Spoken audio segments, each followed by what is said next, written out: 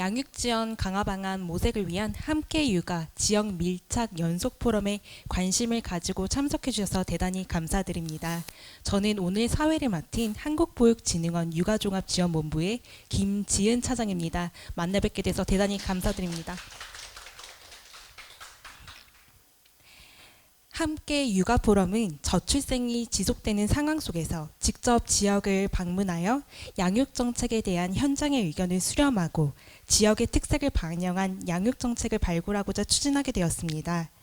지난 5월부터 호남, 충청, 강원, 영남, 수도권을 각 지역을 순회하면서 지역의 정책 전문가 그리고 학계, 현장, 수요자가 함께 참여하며 다양한 의견을 나누었습니다.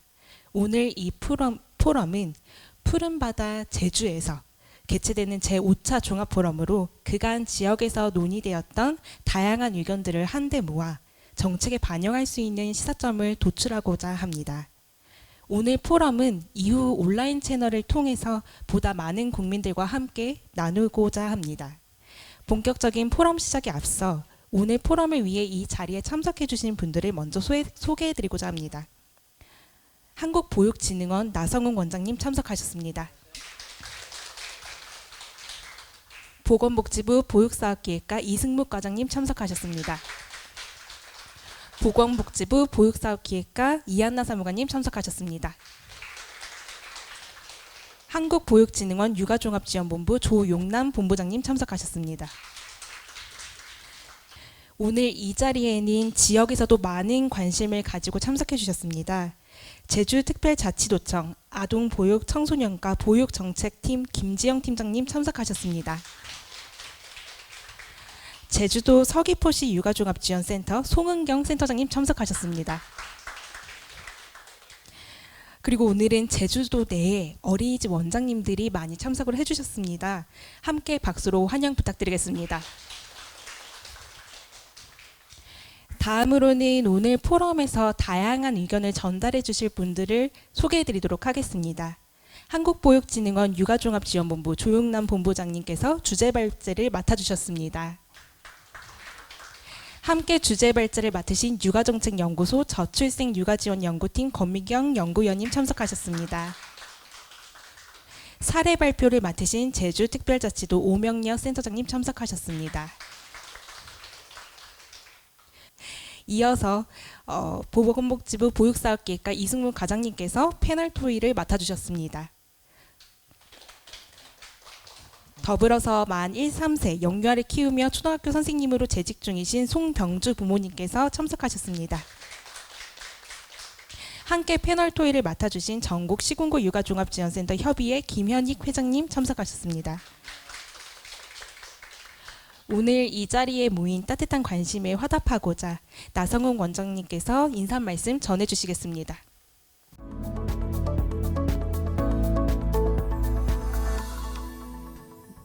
네, 안녕하세요. 방금 소개받은 한국보육진흥원장입니다.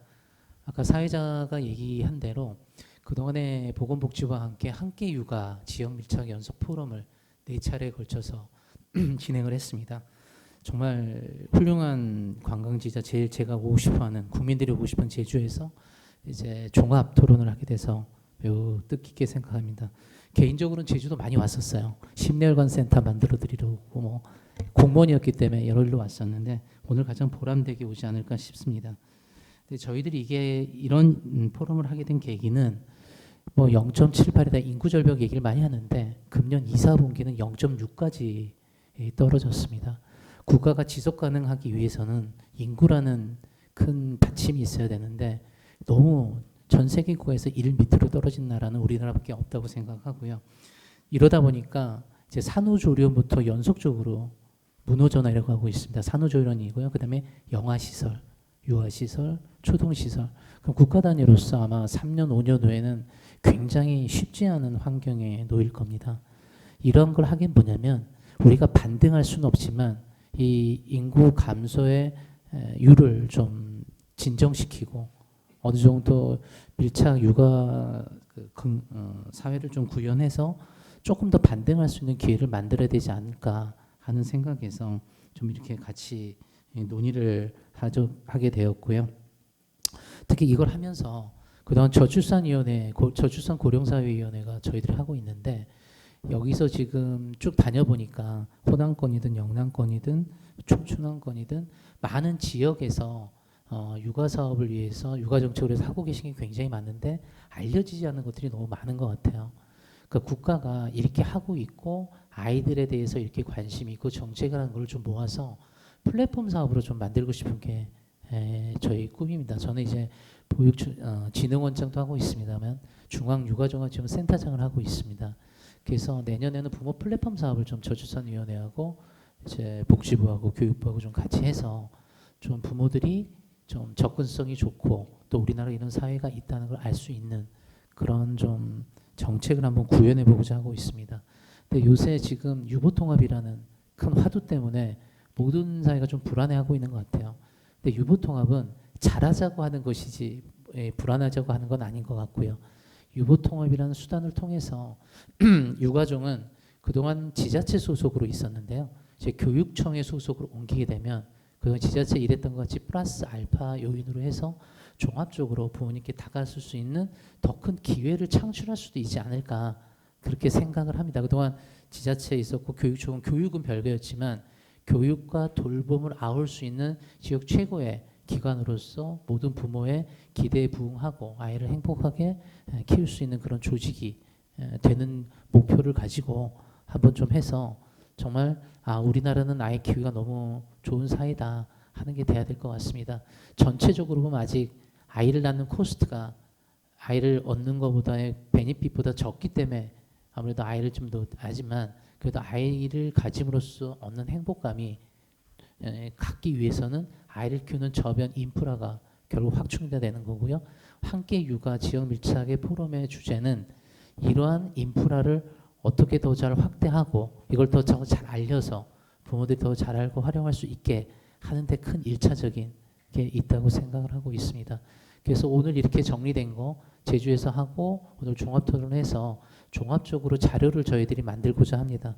이 자료를 교육부, 복지부, 여가부, 저출산위원회 등 각 부처 해서 부모 플랫폼 형식으로 어떻게든지 좀 연계시켜서 여기 또 논의되는 것들이 사장되지 않고 보다 더 보람되게 활용될 수 있고 또 그것이 우리나라 부모들한테 더 큰 희망을 주고 좀 아이를 낳는 출생률이 좀 너무 떨어지지 않고 좀 반등할 수 있는 계기 정도는 마련할 수 있지 않을까 그런 생각을 하게 됩니다. 그래서 오늘 토론 같이 열심히 좀 참여해 주시고 좋은 아이디어 주시고 의견 주시면 그걸 참작해서 같이 하도록 하겠습니다. 감사합니다.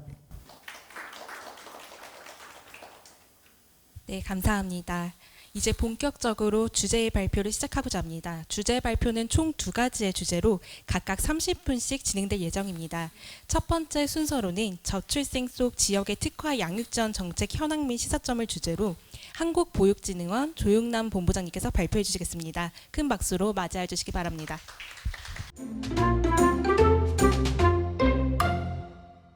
안녕하세요. 조용남입니다. 제가 오늘 처음 발표할 부분들은 저희가 이 함께 육아 포럼을 올해 전국에 다니면서 곤역별로 4번 이제 곤역별 포럼을 실시한 바가 있습니다. 그래서 처음에 호남권, 영남권, 충북권, 수도권 그 다음에 오늘 제주권 해서 총 5번째를 하면서 제가 오늘 발표하는 내용들은 그동안 앞서서 지역의 곤역별로 다닐 때 지역 곤역에서 하고 있었던 우수한 사례들을 조금 모아서 그 부분을 이제 좀 분류해서 발표를 드리고자 합니다. 그리고 이제 앞부분에서 저희가 인구 변화와 전망 부분들은 이미 많은 전문가들이 다 얘기를 하고 있고 또 우리 언론에서 너무 많이 이미 사회적 긴 이슈로 부각되고 있는 부분이기 때문에 제가 통계 부분에서만 조금 우리 육아하고 어떻게 연관되는 분야만 좀 추이를 간단하게 살펴보는 것으로 그렇게 말씀드리도록 하겠습니다. 국가 이 저출생 문제 부분에 있어서는 여러 번 말씀드렸기 때문에 보시면 될 것 같고요.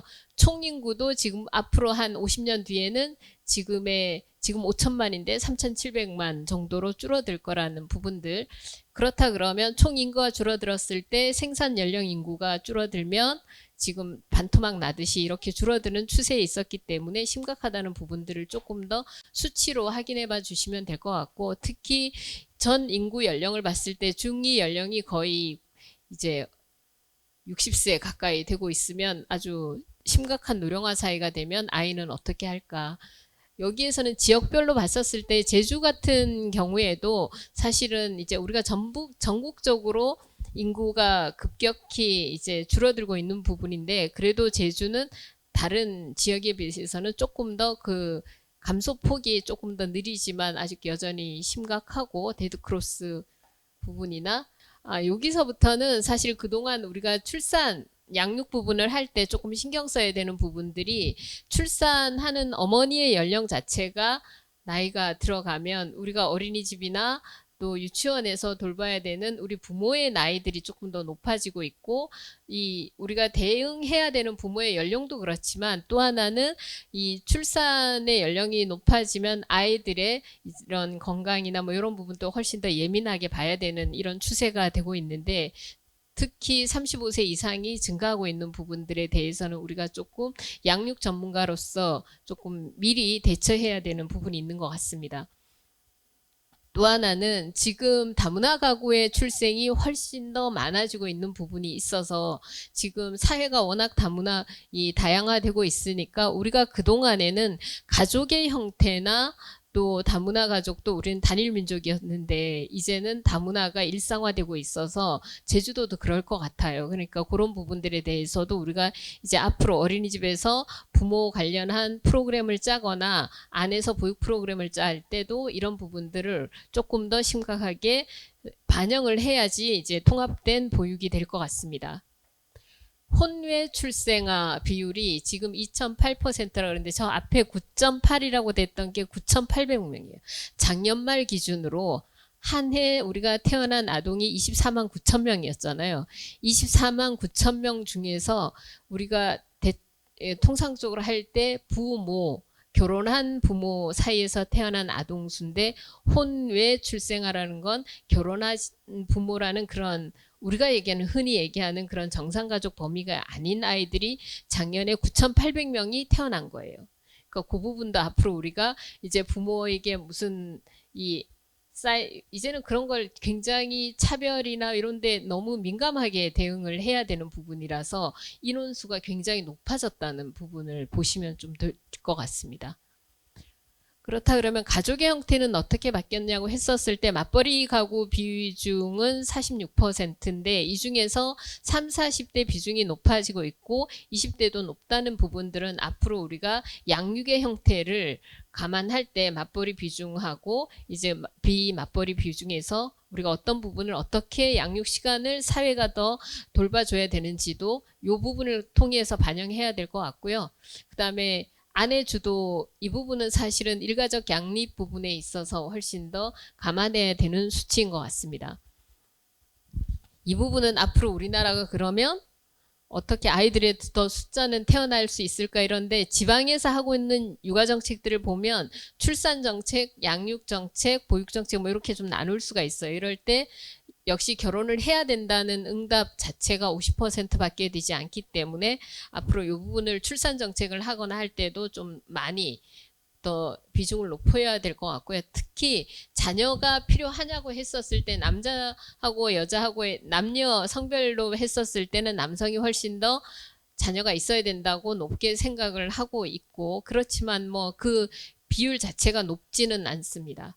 그 다음에 결혼을 하지 않는 이유 는 남자, 여성 모두 봤었을 때 경제적 비중이 굉장히 크죠. 근데 20대 남성의 경우에 비해서 20대 여성은 이 경제적 부담보다는 여성 스스로는 자유를 제약한다는 부분이 굉장히 높다는 부분이 있고, 그 다음에 30대 같은 경우에도 30대 남성도 경제적 부담을 훨씬 더 크게 느꼈지만 여성의 경우에는 이 자기 자유에 대한 제한 부분으로 이유를 얘기를 했던 부분이 있다 그러면, 앞으로 우리가 이제 정책을 할 때 특히 지자체 중심이나 뭐 국가 정부에서도 할 때는 경제적 부담 부분은 어떻게 해소를 해줘야 될지, 여성에 대한 이 육아의 부담으로부터 어떻게 조금 더 자유로울 수 있을지에 대한 부분이 앞으로 더 정책적으로 신경을 써야 된다는 게 이 통계에서 좀 보여지는 것 같아요. 자녀를 낳지 않는 이유에 대해서도 기혼 남녀 모두 경제적인 불안정, 2위는 사교육비 부담을 가장 큰 비중으로 꼽았습니다. 이렇다 보니까 지금 여기부터는 저희가 그동안 곤역별로 다니면서 우리나라 지자체 중심으로 어떠한 출산 양육 정책을 하고 있는지 부분을 봤었을 때 크게 세 가지 카테고리로 나눌 수가 있었어요. 그래서 임산부나 출산모를 대상으로 한 임신 출산 대상의 정책을 하고 있었고, 육아 지원 정책과 이 맞벌이 부부나 일가정 양립 지원 정책, 이렇게 세 가지로 카테고리화할 수 있었고, 임신 출산 부분에 있어서는 임산부나 출산모 대상의 정책, 그다음에 이게 이제 현금 정책과 현물 서비스 중점 정책들이 있었습니다. 특히 괄목할 만한 변화는 이 난임 치료에 대한 부분들이 훨씬 더 커졌어요. 그동안에는 난임 치료보다는 임신 출산 진료비 지원이나 뭐 이렇게 그런 부분이 컸었는데, 작년 재작년 한 2018년 이후부터는 난임 치료에 대한 국가 지원이나 지자체 지원이 훨씬 더 많아졌다는 게 특색으로 보여줄 수가 있었습니다. 그다음에 육아 지원 부분에 있어서는 경제적 부담 완화나 돌봄 수요 부분에 있어서 현금 비중, 특히 부모급여가 이제 올해부터는 11개월 미만까지 100만 원, 23개월 미만까지는 이제 50만 원의 부모급여인 현금 수당이 들어가고 있고, 아동수당, 보육료, 유아학비 비중이 좀 크게 나타났고요. 일가정 양립 지원을 위해서는 시간제나 그다음에 육아휴직 부분들을 훨씬 더 강하게 드라이브를 걸어서 하고 있는 부분들이 나와 있었습니다.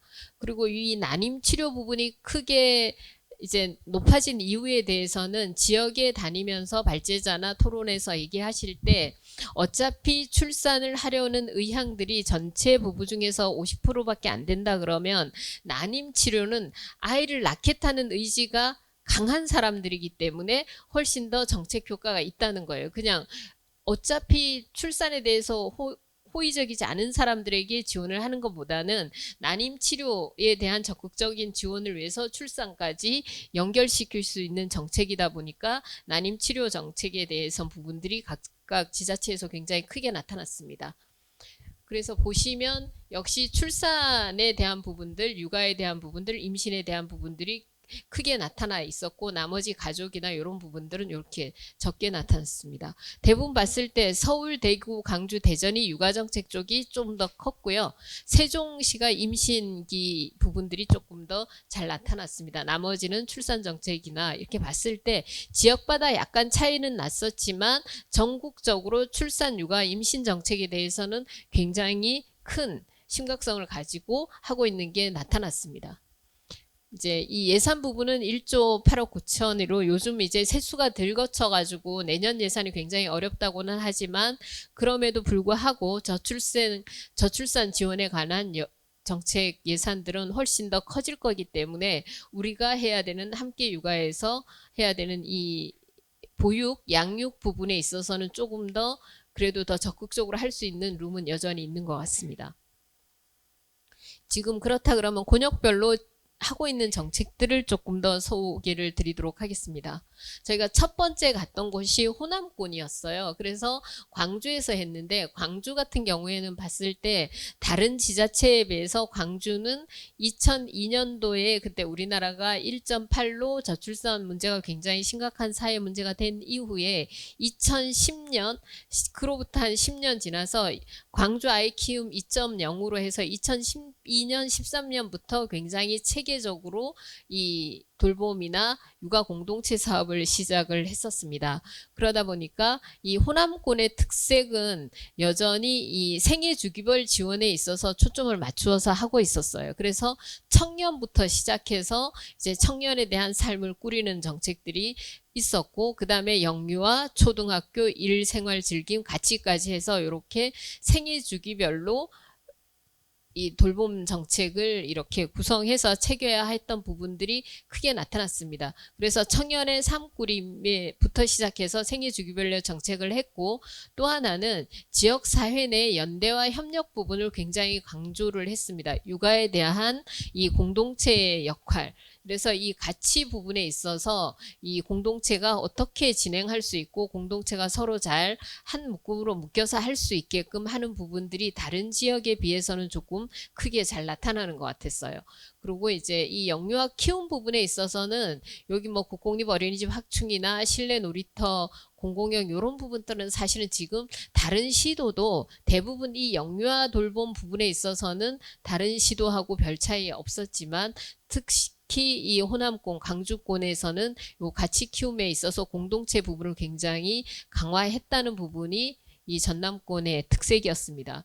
그리고 뒤에 가서 제가 사례로 말씀드리겠지만 요 호남권에서 전남의 영광군이 전국 226개 지자체 중에 출산율이 가장 높아요. 그 부분을 나중에 설명할 때도 말씀드리겠지만 이 공동체 부분을 굉장히 강조한 것이 특색이었습니다. 코로나19로 계약이 2차례나 연기되면서 맞벌이 부부들의 돌봄 고민이 커지고 있는데요. 갑작스러운 돌봄 공백을 메우기 위해서 여러 가정이 아이들을 함께 돌보는 육아 품앗이 현장을 곽선정 기자가 다녀왔습니다. 광주 서구의 한 주택가. 문을 열고 들어가니 마스크를 쓴 아이들이 각자 공부를 하거나 놀이를 하고 있습니다. 광고회사 카피라이터와 방문교사 등 다양한 직업을 가진 맞벌이 가정주부 5명이 공동 육아를 하는 공간입니다. 당번을 정해 하루씩 돌아가며 아이들을 봐왔는데 최근 코로나19로 계약이 연기되면서 이곳을 찾는 아이들이 12명으로 늘었습니다. 학교 긴급돌봄은 하루에 맡길 시간이 정해져 있는 데 비해 이곳은 서로 고충을 이해하며 탄력적으로 아이들을 봐주고 있기 때문입니다. 그러니까 방법을 엄마들끼리는 그래도 동네에다 보니까 이제 서로 이렇게 소통하면서 찾고 있어요. 여기 엄마가 봐주면 또 저기 엄마가 봐주고 또 갑자기 일 생기면 아이 혼자 두고 나가느니 또 부탁하고. 재능기부 차원에서 아이들을 직접 가르치기도 합니다. 코로나19 예방 차원에서 사회적 거리 두기를 지키기 위해 더 많은 아이들을 보살필 수 없다는 게 아쉬운 마음입니다. 공동적으로 함께 하다 보니 혼자 위축되어 있던 거 서로 의지하고 서로 희망을 주고 앞으로도 이렇게 좀 많은 사람들이 함께 함으로 인해서 이런 일들을 이겨나가면 좋을 것 같아요. 예상치 못한 사회적 재난 상황에서 더 빛을 발하는 공동체 의식. 답답하고 불안한 시기를 함께 이겨내고 모두가 평온한 일상으로 돌아갈 수 있길 바라고 있습니다. 코로나 끝나서 엄마랑 같이 자유롭게 놀고 싶어요. KBS 뉴스 곽선정입니다. 보시면 이 부분에서도 그렇고 이제 다른 사례들에서도 향후 우리가 지향해야 되는 이 함께 육아의 방향은 우리가 얘기할 때 정치권에서 늘 말씀하시는 것처럼 아이 한 명을 키우는 데는 온 마을이 필요하다고 하지만 이 얘기를 할 때 어떤 토론자께서 그 얘기를 하셨어요. 온 마을이 필요하다 그 뒤에 한 문장이 더 있었는데 아무도 그 얘기를 안 한다고.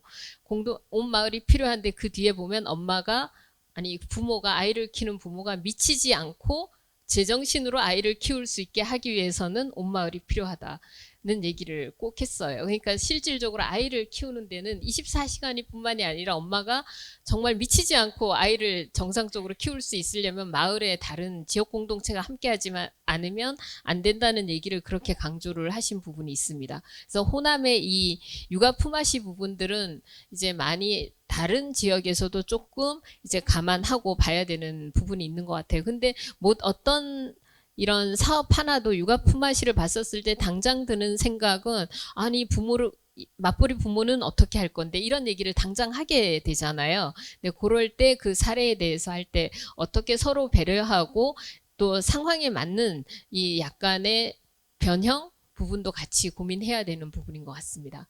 다음은 충청권에서 2차 포럼을 했는데 충청권의 특색은 다른 지역에 비해서 이 원스톱으로 아이돌봄 통합지원센터를 가지고 있었어요. 우리가 이제 플랫폼 사업 얘기 많이 하는데 실질적으로 충남 충북에서는 이 돌봄 네트워크를 해서 플랫폼을 하고 있었고 이미 대전형 아이돌봄 통합정보 플랫폼 해서 대전아이라고 하고 있었고요. 아이돌봄 서비스 온 오프라인 홍보 부분이 굉장히 충청권은 다른 지역에 비해서 좀 강화된 부분이 있습니다. 예를 들면 부모 교육에 대해서도 통합 플랫폼을 만들어서 충청권에 있는 있는 모든 부모들은 그 통합 플랫폼을 통해서 부모 교육을 한 번에 다 받을 수 있도록 한다는 등 이렇게 해서 이 다 함께 돌봄 원스톱 부분들이 다른 지역에 비해서는 좀 잘 돼 있는 부분을 볼 수 있습니다. 그래서 네트워크도 그렇고 돌봄 기능 활성화도 이 경력 기임 일자리도 이제 한 플랫폼에서 서로 연계해서 찾을 수 있게 해놨고요.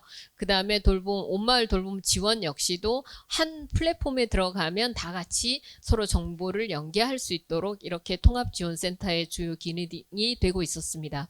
보시면 대전형 아이돌봄 체계 구축을 했고 이 대전형을 기점으로 해서 충남, 충북이 비슷하게 지자체 안에서 돌봄 체계 구축을 하고 있었고 다 함께 돌봄 원스톱 통합지원센터를 설립을 했습니다. 그래서 돌봄 활동가를 양성하고 서로 파견함으로 인해서 이 인력, 전문 인력의 수급을 책임지고 있었고 온라인 플랫폼을 통해서 모든 부모들이 한 플랫폼에 가면 양육 정보를 공유할 수 있게끔 그렇게 하고 있었습니다. 그래서 대전형 아이 돌봄 플랫폼, 이 대전 아이가 굉장히 활성화되어 있었고 이렇게 앱을 통해서 다 정보 제공이 될 수 있도록 하고 있는 게 충청권의 특색이었습니다.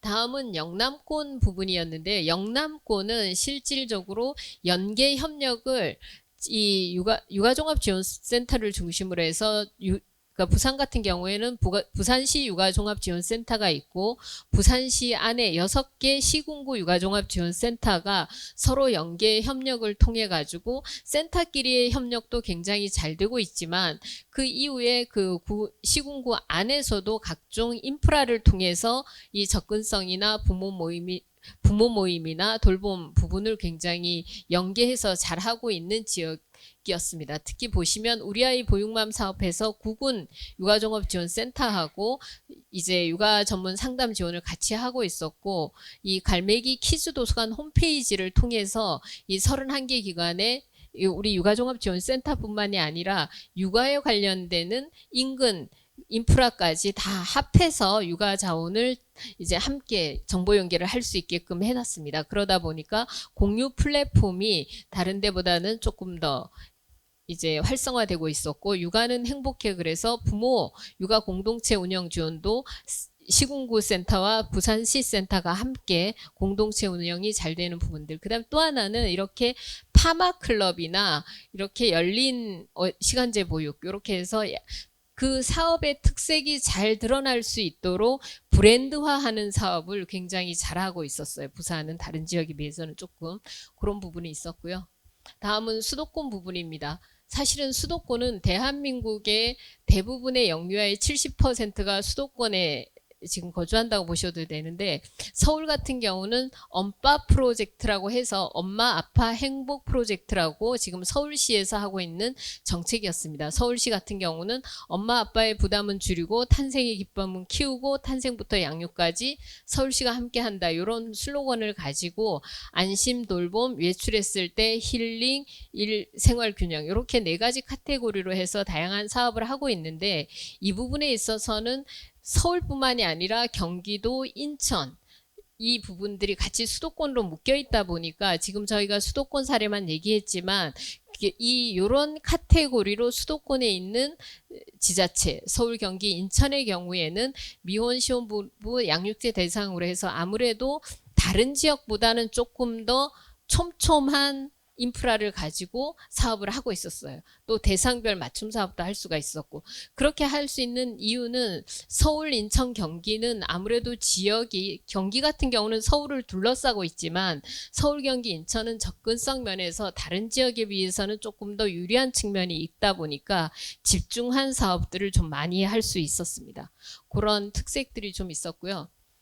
특히 제가 여기서부터 말씀드리는 부분들은 시군구 분야 제가 영광군하고 의성군 두 부분을 조금 오늘 소개를 시켜드리고 싶은 부분들은 영광군 같은 경우는 전국 합계 출산율이 1.81로 6개 시군구 중에 전국 1위예요. 근데 얘네들 이 전남 영광군의 경우에는 2014년부터 굉장히 빠르게 선도적으로 획기적으로 이 사업들을 시행을 했습니다.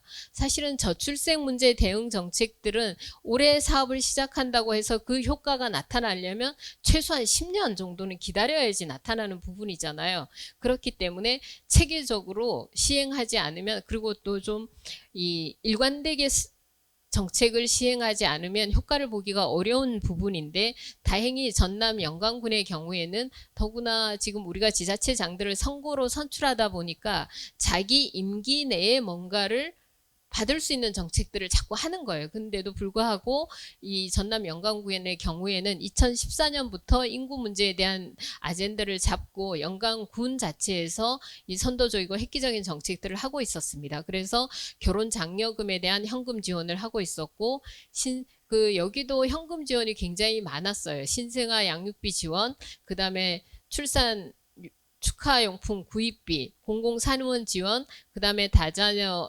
전세대출 이자 지원, 장려금 지원, 이런 부분들의 이 현금 정책하고 이런 것들을 어떤 일시적으로 한 게 아니라 지속적으로 하다 보니까 이런 효과들이 이제 지금 나타나고 있는 걸 볼 수가 있었습니다.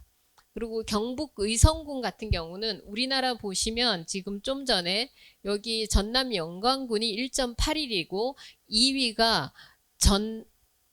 전북 임실군이었어요. 전북 임실군은 1.79 정도입니다. 그 다음에 3위가 경북 군위군. 그 다음에 4위가 여기 제가 말씀드리는 경북 의성군이었어요. 그러니까 그렇게 이 지역을 보면 경북 의성군의 경우에는 1년 새에 굉장히 이 1.46만으로 뛰었는데, 원래 경북 의성이 원래 인구가 한 20만 명의 도시였는데 지금 작년에 5만 명밖에 안 남는 이런 부분이 있어서 굉장히 이제 근래에 경북 의성 자체에서 당장 그러면 저출생 문제를 해결하기 위해서 했던 부분들이 도시청년 시골 파견제, 도시청년 의성 살아남기, 시범마을 청년 일자리, 스마트팜 창농 등 이 외지 청년들을 끌어들이는 정책을 굉장히 적극적으로 하다 보니까 우리 작년에 비해서 올해 이 전국 귀농 귀촌 유치가 2위 되었고 귀농 실적도 1위가 되다 보니까 이 합계 출산율이 확 올라가는 그런 효과를 가질 수 있었습니다. 그리고 이제 이 일본의 사례인데 이 부분은 언론에서도 났고 또 우리나라 공공기관이나 많은 지자체가 이 나기초 마을을 굉장히 많이 찾아가서 이제 보고 오는 지역이었습니다. 이 부분은 여기도 일본도 저출생 문제는 일본은 우리보다 좀 더 빨리 저출생 문제에 대해서 접근을 했고 2005년에 이제 제일 낮았으니까 2019년부터 최고를 달성. 지금 2.95거든요. 이 나기초 마을의 부분을 보시면 지자체 공무원의 정수를 30% 줄이고 인구가 확 줄어들으니까 이 재원을 가지고 10년간 일관성 있게 저출산 정책을 한 거예요. 그래서 무상의료나 여기는 나기초 마을의 특색은 아이와 노인이 함께 혜택을 누리는 그런 지원 정책을 가지고 있었기 때문에 어린이, 청년, 노인 모두가 살기 좋은 마을로 해서 다른 지역은 저출생이나 이렇게 소멸의 위기를 겪고 있지만 나기초 마을 같은 경우는 인근의 주민들이 이주해서 오는 그런 현상을 보이고 있고요. 여기서 하고 있는 부분들은 보면 나기 차일도움 해서 이 나기초 주민들을 대상으로 해서 육아 상담이나 이런 전국적인 지역 주민이 활동이 육아로 함께 어우러지게끔 하는 정책을 하고 있었고 일시돌봄 스마일, 일자리 편의점 이런 부분들은 이 일자리 편의점 사업을 보면서 아 우리도 일자리 편의점 사업 같은 것을 조금 더 했으면 좋겠다는 생각을 했었어요. 무상의료 재택 육아 지원 서비스, 불임 치료 지원이나 결혼 신생활 지원 사업이나 정주 지원 정책해서 사실은 우리나라도 이 정책들을 대부분은 어느 지자체마다 하나씩은 하고 있어요. 근데 이렇게 나기초마을 한 곳에서 이걸 다 묶어서 10년 동안 지속적으로 하다 보니까 이 정책 효과가 이제 10년이 지난 지금쯤에는 나타나고 있는 걸 보면서 저희가 올해까지 이제 오늘 제가 이게 마지막 슬라이드 이렇게 해서 보면 지역의 사례들을 봤었을 때 지금 이제 한 묶음으로 봤었을 때 저희가 지역에 다니면서 했던 걸 보면 앞으로는 청년기부터 이제 태내기부터 청년기까지 전 생애 관점의 양육 지원 정책을 수립해야 되겠다. 이 부분을 하고 있는데 요즘 이제 아동 학대나 성희롱, 성폭력 이런 부분이 있었을 때 이 아주 어린 나이의 아이들부터 결혼에 대한 부분들 이런 성교육부터 시작해야 된다는 부분들이 굉장히 강조되고 있기 때문에 저희도 이 전 생애 관점에서 양육 지원 정책을 해야 되겠다는 생각을 하게 됐고요. 범부처 차원의 이 양육 지원 정책을 해야 되겠다. 왜냐하면 복지부 지금 우리가 양육 정책만 해도 지금 제주도에도 그럴 건데 가면 농림부에서도 양육정책 지원 사업을 하고 있고 문화체육관광부에서도 양육지원 정책을 하고 있고 여가부에서도 하고 있고 교육부에도 하고 모든 부처에서 다 이 산발적으로 양육지원 정책을 하다 보니까 수요자 입장에서는 정책을 어디 가야지만 그 서비스를 받을 수 있는지 혼선이 올 경우가 있습니다. 그래서 범부처 차원의 수요자 중심의 양육지원 정책에 대한 부분들을 잘 이렇게 한 군데 묶어서 수요자가 잘 이용할 수 있도록 제공하는 방법을 같이 노력해야 될 것 같고 지역사회에서는 지역별 연령이나 인구 분포를 조금 분석을 해서 지역에 맞는 양육지원 인프라를 확충할 필요가 있다고 봤습니다. 결혼, 출산, 양육에 대해서 이제는 조금 더 누구든 결혼이 하고 싶어야 되고 아이를 낳아서 키우는 것이 정말 행복하다는 걸 스스로가 인지할 수 있는 그런 가치와 인식 확산이 더 필요할 것 같고요. 양육 지원 서비스에 대해서는 역시 통합적 정보 제공, 한 군데 가면 모든 정보를 한눈에 볼 수 있도록 해야 될 것 같습니다. 그리고 이러한 모든 정책에 대해서는 이제는 조금 더 성과 기반의 정책 평가를 해서 좀 지속적인 실행이 될 수 있도록 하면 좋을 것 같았습니다. 이상이 저희가 이제 전국에 다니면서 했던 내용들을 가지고 좀 정리를 해서 오늘 주시는 말씀까지 잘 듣고 이 부분을 정리해서 내년 사업에 잘 반영할 수 있도록 하겠습니다. 감사합니다. 네, 우리나라의 인구 동향과 더불어 가족 생활의 변화 그리고 그간 진행된 포럼에서 주셨던 여러 가지 의견들을 꼼꼼하게 엮어서 시사점까지 연결해 주셨습니다. 두 번째로는 국외 양육지원 서비스 정책 사례 및 시사점을 주제로 육아정책연구소 권미경 연구위원님께서 발표해 주시겠습니다. 큰 박수로 맞이해 주시기 바랍니다. 안녕하십니까. 방금 소개받은 육아정책연구소의 권미경입니다.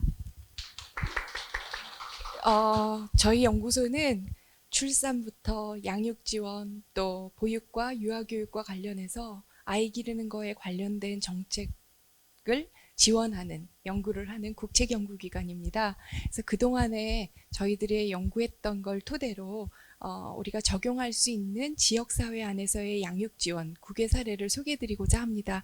소개하기에 앞서서 잠깐 쑥스럽지만 이 인터뷰 하나 듣고 시작하도록 하겠습니다.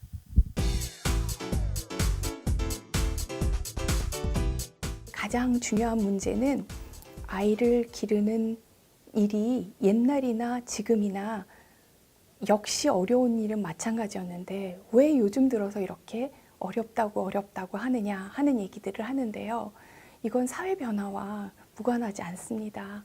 여성들이 자기 경력을 쌓고 또 사회 안에서 자기의 자리매김을 해가는 그 시기하고 자녀를 출산하고 양육하는 이 시기가 겹쳐지기 때문에 그것을 병행하면서 하기가 참으로 힘들기 때문에 점점 더 힘든다는 얘기들이 나오는 것 같습니다. 덴마크에 출장을 갔을 때 덴마크 고용노동부에 가니까 이렇게 남자가 팔을 탁 이렇게 하고 있는 그림이 나오면서 그 밑에 문구가 남자답게 떠나라 육아휴직이에요. 그러니까 뭔가 보여주는 남자의 파워 있는 그 모습이 이제 아버지의 육아 참여를 독려하는 건데 지금 덴마크는 보면은 아버지들의 육아 휴직률이 70-80%를 상회하고 있거든요. 근데 여기까지 올기까지가 100년 걸렸다고 얘기하고 있고 여전히 그 부분을 홍보하고 있는 거예요. 그 홍보들이 지금도 나오고 있는 것처럼.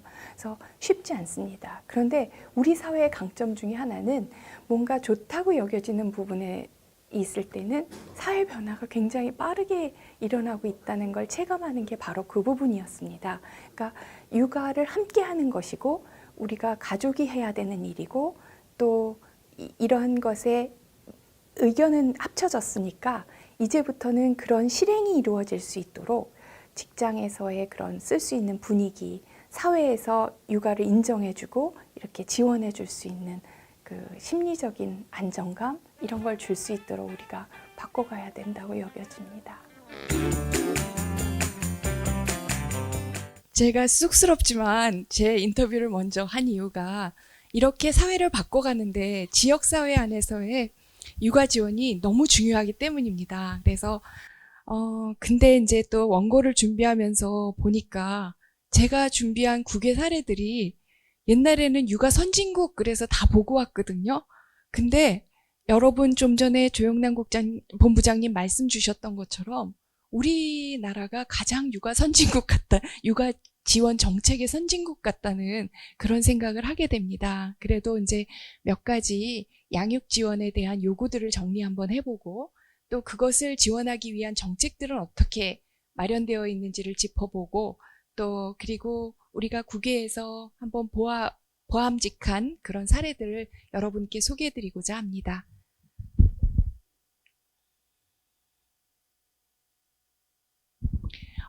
저희는 부모님들 면담을 참 많이 합니다. 그래서 이거는 한 77명의 영아기부터 유아 초등까지 기르는 어머니, 아버지들을 대상으로 면담했던 내용들을 정리를 하고 한번 구체화 시켜보았던 것입니다.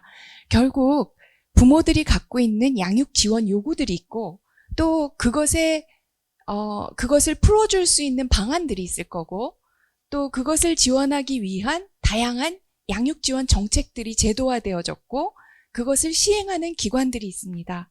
예를 하나 들면 이제 양육으로 혼자 엄마들이 가정에서 양육을 하면서 나 너무 힘들어요 하는 얘기들 그러면 나만 그런 게 아니라 양육 경험을 공유할 수 있는 것이 필요하다. 또 부부가 함께하는 양육 분담이 필요하다. 그래서 이것이 제도화된 정책이 아버지의 육아휴직이라든지 육아 공동체의 구성이라든지 아버지의 교육입니다. 그럼 이런 것들이 제공해야 되는 것은 육아종합지원센터나 또 나눔이 이루어질 수 있는 공동육아 나눔터 같은 것들이 이제 제공처가 되겠죠. 그래서 맡길 곳이 없을 때 시간제 보육 서비스가 제공되어지고 또 놀잇감이나 도서를 대여하고 싶다.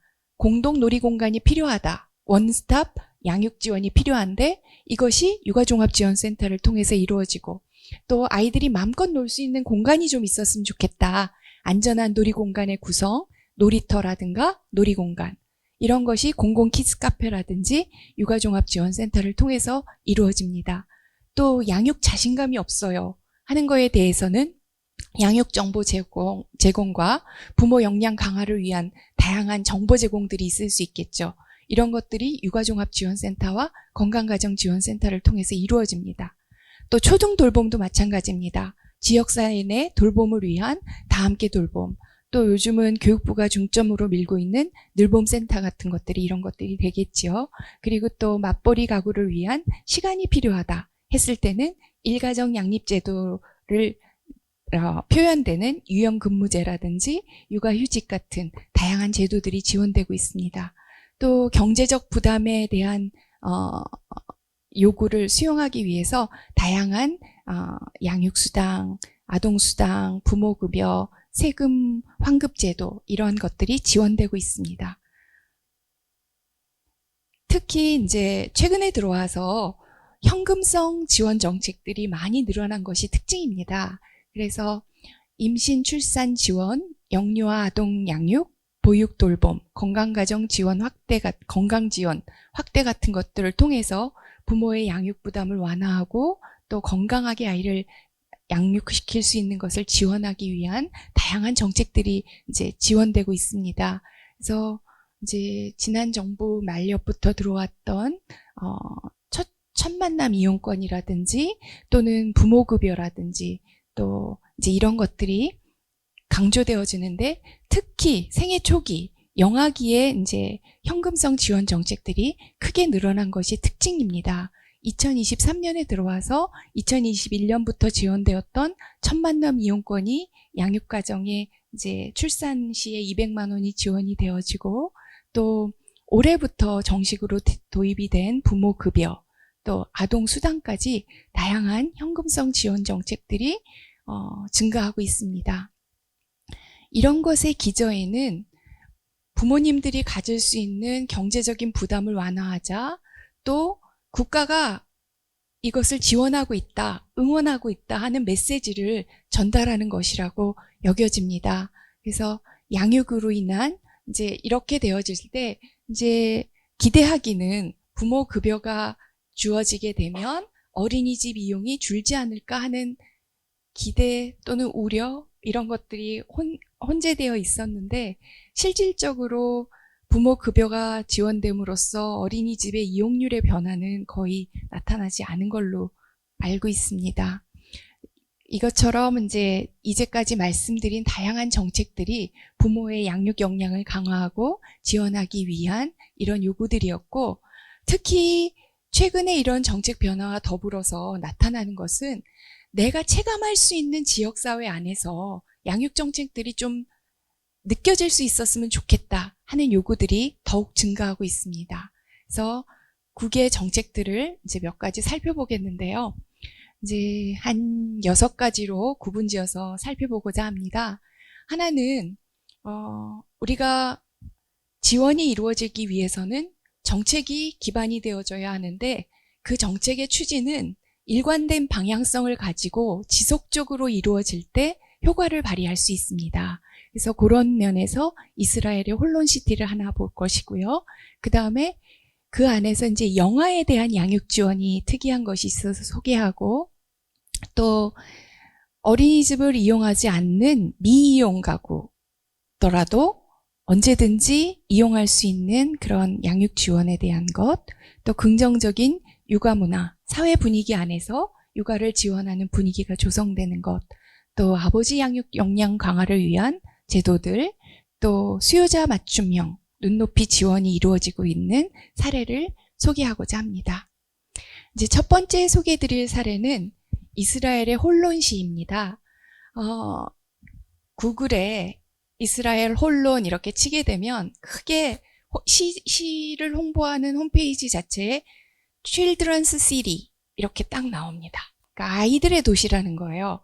그래서 이 혼론이 지정학적 위치는 텔아비브 바로 밑에 있고 또 항구 도시입니다. 그래서 옛날에 물류가 활발하고 그 지역에 어떤 그 산업적 기반이 있을 때는 굉장히 번성한 도시였는데, 텔아비브 바로 밑에 있게 되니까 지속적인 인구 유출이 이루어지고, 또 교통 이제 이런 것들이 시에 불리하게 이제 작용하게 되면서 점점 낙후되어 가는 시였습니다. 근데 시민들이 우리 시가 이렇게 되는 것이 아니라 뭔가 전환점이 필요하다.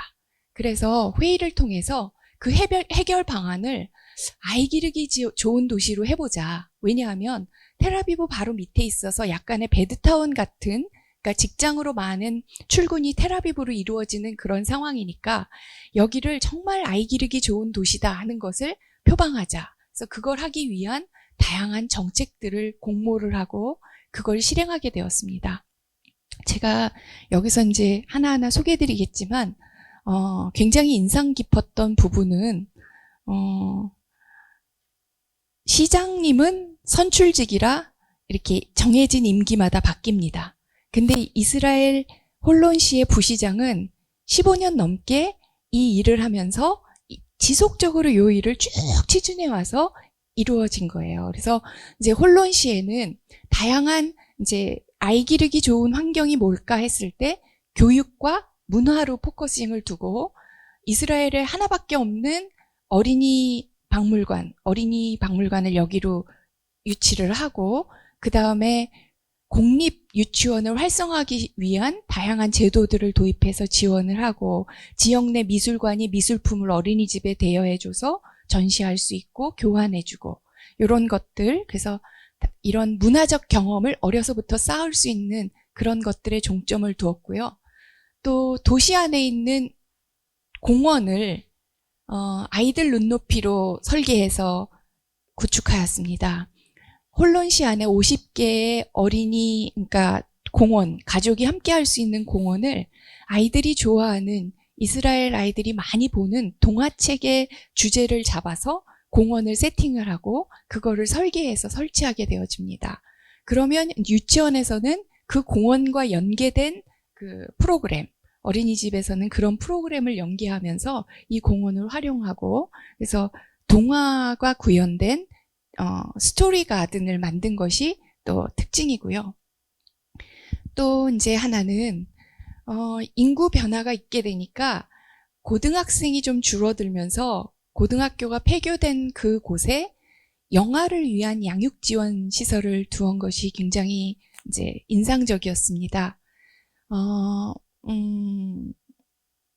이 건물이 크다 보니까 한쪽 옆에는 교원에 재교육하는 프로그램이 이루어질 수 있는 공간을 활용하고, 또 한쪽 옆에는 이렇게 0에서 3세까지 부모가 아이들을 데리고 가서 자연스럽게 놀이하는 것을 하고 있으면 양육 전문가가 있어서 그 놀이에 대한 코칭을 해주고, 그리고 양육 상담도 지원하고 정기적인 교육도 하는 그런 프로그램이었습니다. 이것이 지금은 유가족 안에서 다 이루어지고 있다고 생각합니다. 그래서 이런 것들이 있었고, 이 사례를 보고 이제 인천에서 어떤 거를 적용했냐 하면요.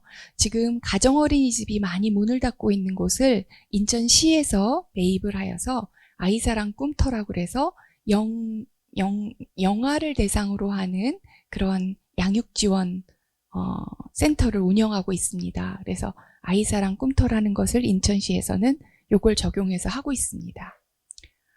그 다음에 이제 소개드릴 사례는 노르웨이의 개방 유치원입니다. 열린 유치원이라고도 표현하는데요. 미취학 아동이 보호자와 함께 갑니다. 여기는 아동방 가는 건 아니고요. 보호자와 함께 갔을 때 사전 예약이나 등록 없이도 이용할 수 있는 그런 교육 서비스입니다. 그래서 양육 기술이라든가 자녀 양육, 아동 발달에 관련된 정보도 나누고 역량을 키울 수 있는 다양한 활동을 제공합니다. 그래서 심지어 관광객들도 이용할 수 있는 시설이기도 합니다. 그래서 지역사회의 양육 거점으로 그 약간의 이제 제가 연구하면서 얘기 나왔던 것이, 우리가 어르신들이 모이는 곳을 사랑방 내지는 노인정 이렇게 표현하듯이 육아하는 엄마들이 모여서, 아빠들이 모여서 자유롭게 이야기 나눌 수 있는 육아정이 있었으면 좋겠어요 하는 얘기들을 많이 했었습니다. 근데 그런 역할을 육아종합지원센터가 감당해주고 있다고 생각합니다. 자, 그런데 이런 개방 유치원은 특정한 주제를 갖고 운영되는 것들도 있습니다. 그래서 우리 개방 유치원은 음악 프로그램을 중심으로 해요.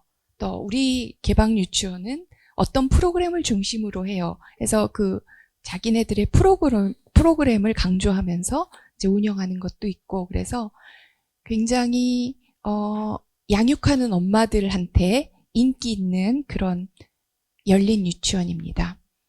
그 다음에 이제 덴마크의 문화 개선에 대해서 소개하면, 저는 강조하고 싶은 것이 이제 지속적인 홍보입니다. 아까 제가 모두의 인터뷰에서도 잠깐 말씀드렸던 사진인데요. 여기 보시는 것처럼 이 표 Live, Take It Like a Man, 떠나라 남자답게. 그 다음에 이게 결국은 육아휴직이에요. 육아휴직 떠나라는 것이고, 또 엄마의 이제 육아휴직을 독려하는 이 사진도 있고, 또 가족이 함께 하는 것이라는 인식 개선에 대한 부분. 그래서 제가 인상적이었던 건 이제 육아휴직 중인 아버지 두 분을 인터뷰를 했습니다. 그래서 이제 인터뷰하면서 근데 그분들을 만난 장소가 지역에 있는 그 작은 도서관 같은 도서관이에요. 거기에 아빠 두 분이 방에 앉아서 아기 둘 이렇게 앞에다 놓고 얘기하면서 서로 아기 봐주면서 이 얘기 저 얘기 하고 계시는 상황을 이제 인터뷰를 했는데, 그때 하시는 말씀이, 저는 이런 질문을 했어요. 육아휴직을 하니까 어떤 점이 제일 좋았냐? 여러분 무슨 생각을 하세요? 저는 질문하면서 이런 생각을 했어요. 아이와 굉장히 밀접한 상호작용이 이루어지고 아이에 대한 사랑이 좀 깊어지고 이런 거를 기대하고 물었는데요. 부부관계가 좋아졌다는 거예요. 그래서 아내하고 사이가 좋아졌다고 얘기하면서 아내가 나만 아이 기른다 하는 그런 거에 이렇게 피해의식 같은 게 있을 수 있는데 아빠가 함께 하면서 이런 거에 대한 인식이 좋아지고 서로 육아의 어려움을 이해할 수 있고 그래서 부부관계가 좋아졌다고 답을 해서 제가 적지 않게 놀랐던 기억이 있습니다. 그래서 덴마크 아까 그 인터뷰에서 나왔던 것처럼 지금까지 오는데 그 담당하시는 분이 설명하세요. 100년 걸렸다고. 그런데 자기네 여전히 하고 있다고. 그러니까 우리도 꾸준히 홍보하고 필요한 부분은 강조해야 합니다. 그 다음에 이제 라떼파파라고 여러분 많이 보시죠? 정말 북유럽에 가니까 남자나 여자나 다 키가 크고 정말 훈남들이 많이 길에 있었습니다. 그래서 이제 이렇게 아이를 육아휴직 중에 자녀를 돌보는 모습을 많이 볼 수 있었는데요. 이 아빠뿐만 아니라 저는 주목해야 할 부분이 이런 겁니다. 여기 지금 도로를 보면 이렇게 지금 보도가 조금 다른 게 보이시죠? 그래서 여기에는 유모차가 다니기 쉽게 편편하게 설계되어져 있고 또 요것은 이제 지하철에서 올라오는 계단입니다. 근데 계단 참에 이렇게 편차를 두어서 유모차를 여기다 딱 두면 올라오기 쉽게 또 자전거나 이런 것들이 올라오기 쉽게 계단에 이렇게 설치되어져 있는 걸 볼 수 있었고 또 대중교통시설에 이렇게 유모차나 우리 휠체어를 이용하시는 분들이 이용할 수 있게 그렇게 특별히 되어져 있는 칸이라는 것이 있었고 또 가는 도시 곳곳에서 이렇게 유모차를 세워둘 수 있는 표시를 해두어서 아이 데려다니면서 불편함이 없도록 그래서 아버지의 이제 양육 참여를 강화하기 위해서는 주말이나 저녁 시간을 활용한 역량 강화의 기회를 마련하는 것이 좋을 것 같고 또 사회 곳곳에 이제 육아하는 가정을 위한 배려가 숨어 있는 것들을 많이 볼 수 있었습니다.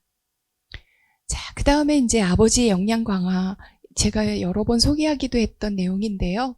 덴마크 이제 아빠들의 놀이터입니다. 그래서 아버지들이 처음에 어떻게 해야 할지 모르기 때문에 함께 하지 못한다는 의견들이 많이 있었습니다. 이것처럼 이제 육아휴직 중인 아버지들이 한 곳에 모여서 육아 경험을 나누고 같이 노는 시설입니다. 제가 방문했던 곳은 이런 체육관이에요. 이쪽 한쪽 옆에 이렇게 보건소에 있는 요 양호실에 있는 칸막이를 쳐놓고 여기에는 아이들이 이제 눕혀질 수 있는 대를 만들어 놓고 간호사가 이제 같이 갑니다. 그러니까 보통 일주일에 한 번 정도씩 그 지역에서 순회하면서 이루어지는데요.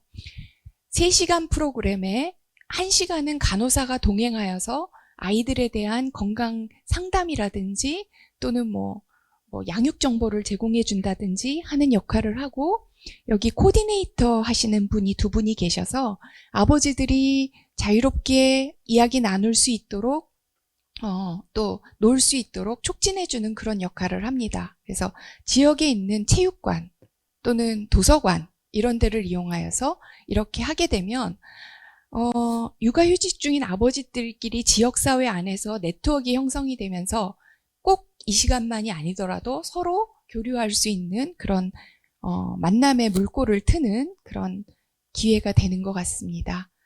그래서 이런 것이 아버지의 놀이터이고 이러한 것을 저는 지금 중앙육아종합지원센터를 중심으로 또 복지부에서 함께하고 있는 국공립 어린이집을 통한 주말에 하는 그 양육지원 같은 프로그램에 이런 것들을 넣는다면 참 좋을 것 같다는 생각이 듭니다. 그 다음에 이제 지역사회 내에 가족이 같이 할 수 있는 공간이 참 많았던 것이 부러웠습니다. 딱히 이제 아이 데리고 갈 데가 없어요 하는 의견들이 많이 있는데 사회 안에 곳곳에 아이들이 함께 할 수 있는 곳들이 배려되어져 있어서 어린이 박물관이라든지 이렇게 놀이 체험할 수 있고 또 그냥 열린 공간이 있어서 부모하고 아이와 함께 가서 할 수 있고 또 어린이만을 위한 아동만을 위한 문화센터도 지역에 이제 설치되어져 있어서 가면 자유롭게 가족이 시간을 보낼 수 있는 그런 공간이 많다는 것이 좀 특징이었습니다. 그 다음에 이제 마찬가지로 지역사회 안에 어린이집, 영유아를 위한 공간을 오픈을 해서 유치원과 어린이집을 오픈해서 이게 지금 어린이집인데요. 주말에는 이 공간을 지역사회 안에 열어서 아이들이 함께 와서 놀이시설이라든가 그 마당, 놀이터를 같이 활용할 수 있도록 하고 작업대도 오픈하고 하는 그런 모습을 보았습니다. 뿐만 아니라 도시 곳곳에 이렇게 영화를 데리고 갈 수 있는 공간을 마련해 놓았는데요. 예를 들면 이제 이것은 이 뒤에가 코펜하겐의 관광지입니다.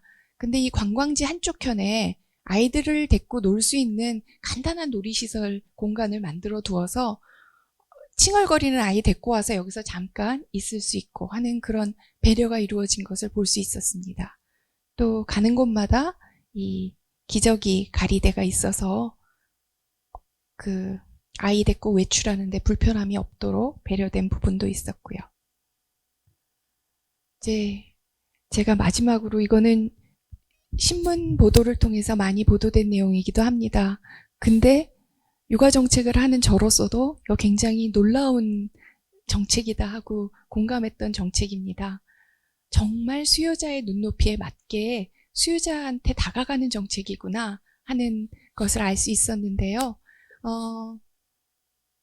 나가레야마시의 송령 보육 스테이션입니다. 이 나가레야마시가 도쿄에서 멀지 않은 곳에 있어서 여기도 마찬가지로 배드타운으로 많은 분들이 이렇게 도시로 맞벌이 부모들이 도시로 직장으로 일하러 가고 여기는 배드타운 같은 곳인데 지하철을 이용하다 보니까 엄마 아빠들이 어린이집 갔다가 지하철 왔다가 이게 힘드니까 아예 시에서 지하철역 바로 맞은편에 어린이집을 만들어 놓고 이제 부모님들은 가면서 여기에다가 데려다 놓으면 어린이집 문 열기 전에 모여있던 아이들이 어린이집 개원 시간에 맞춰서 이 버스가 다니면서 어린이집마다 아이들을 내려주고 오는 거예요. 그리고 또 끝나고 나면 어린이집마다 가서 얘네들을 데리고 와서 여기다 데려다 놓으면 부모님이 퇴근할 때 여기에서 아이를 데려가는 거예요. 그러니까 어떻게 보면 이렇게까지 해야 되나 하는 생각을 하지만 또 어떻게 보면 가장 필요로 한 서비스 같다는 생각이 들더라고요. 맞벌이 부모한테 시간만큼 아침에 아이 챙겨서 나가면서 그만큼 시간이 중요한 시간은 없거든요. 근데 그런 거를 배려해준 그런 정책이라고 여겨지고요. 또 그 부모의 인터뷰도 있는데 이러다 보니까 정말 편해서 둘째까지 이용하고 있다. 이런 인터뷰한 것을 봤는데 이것의 하루 이용료가 1,000원입니다. 그리고 한 달 이용료는 2만 원에 불과해요. 그래서 이렇게 해서 하는데 그 신문기사 밑에는 뭐 이런 얘기도 있어요. 아이의 출생률이 늘었을 뿐만 아니라 집값이 뛰었다고 합니다. 그래서 이 지역에 그렇게 양육하기 좋은 환경이 구성되어져 있다 하는 이제 얘기를 했는데요. 제가 최근에 이제 연구하는 과제이기도 하지만 이런 우리 사회 안에서도 제가 지금 말씀드렸던 이런 사례들은 지금 우리나라 안에 이루어지고 있는 많은 양육 사례에 비교해 봐도 정말 일부에 지나지 않습니다. 아까 조영남 본부장님 말씀 주셨던 것처럼 정말 다양하고 수요자의 눈높이에 맞는 다양한 양육 지원 정책들이 육아종합지원센터와 또는 다양한 육아 지원 기관들을 통해서 수요자들한테 전달되어지고자 합니다. 문제는 접근성입니다. 그래서 이것이 부모들이 지역사회 안에서 어떻게 체감할 수 있느냐, 그렇게 다가가야 하는데 그런 의미에서 요번에 기획하신 이런 지역 밀착 함께 육아라는 이런 포럼은 그 방향성을 잡는 중요한 그런 접근이라고 여겨집니다. 이런 거에 공감하여서 요즘 많이 문제가 되긴 하지만 LH에서 공공택지를 조성할 때 양육 친화적인 면을 주목하기 시작했습니다. 이전까지는 이제 택지 조성을 할 때 신혼부부 단지라든지 뭐 임대단지 같은 데를 건립을 할 때 그 내부의 아이 기르기 좋은 공간, 뭐 놀이터의 조성 이런 거를 양육 친화적으로 하고 뭐 그 도로를 그렇게 그 아이들한테 안전하게 만들고 이런 거에 관심을 두었다가 최근에 이제 접근하는 것이 뭐냐면 아이돌봄 시설 클러스터라는 개념입니다.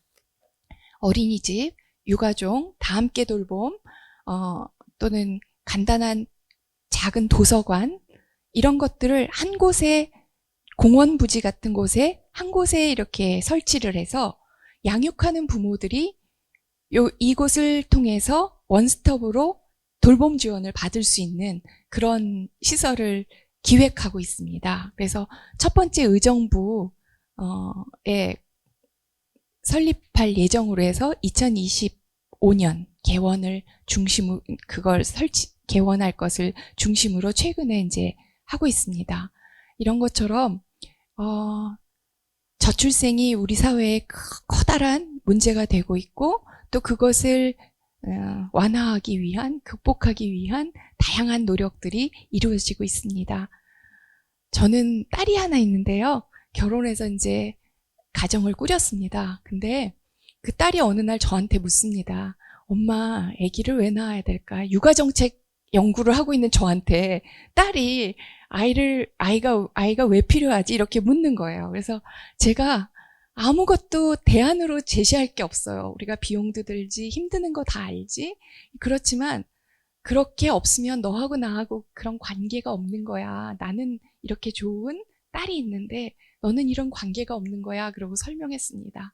근데 그 아이의 말을 들으면서 생각이 드는 게 우리가 다음 세대가 자녀가 있는 세대로 성장하기 위해서는 지금 아이 기르는 부부들이 행복해 보여야지. 그들의 삶이 행복해 보여야지 그 다음 세대가 나도 저런 삶을 살고 싶다 하는 꿈을 꾸게 되는 것 같습니다. 그래서 우리가 준비하고 연구하고 지원하는 다양한 정책들이 그렇게 아이 기르기 좋고 행복한 가정이 이루어질 수 있는데 기여하기 바라면서 발표를 마칩니다.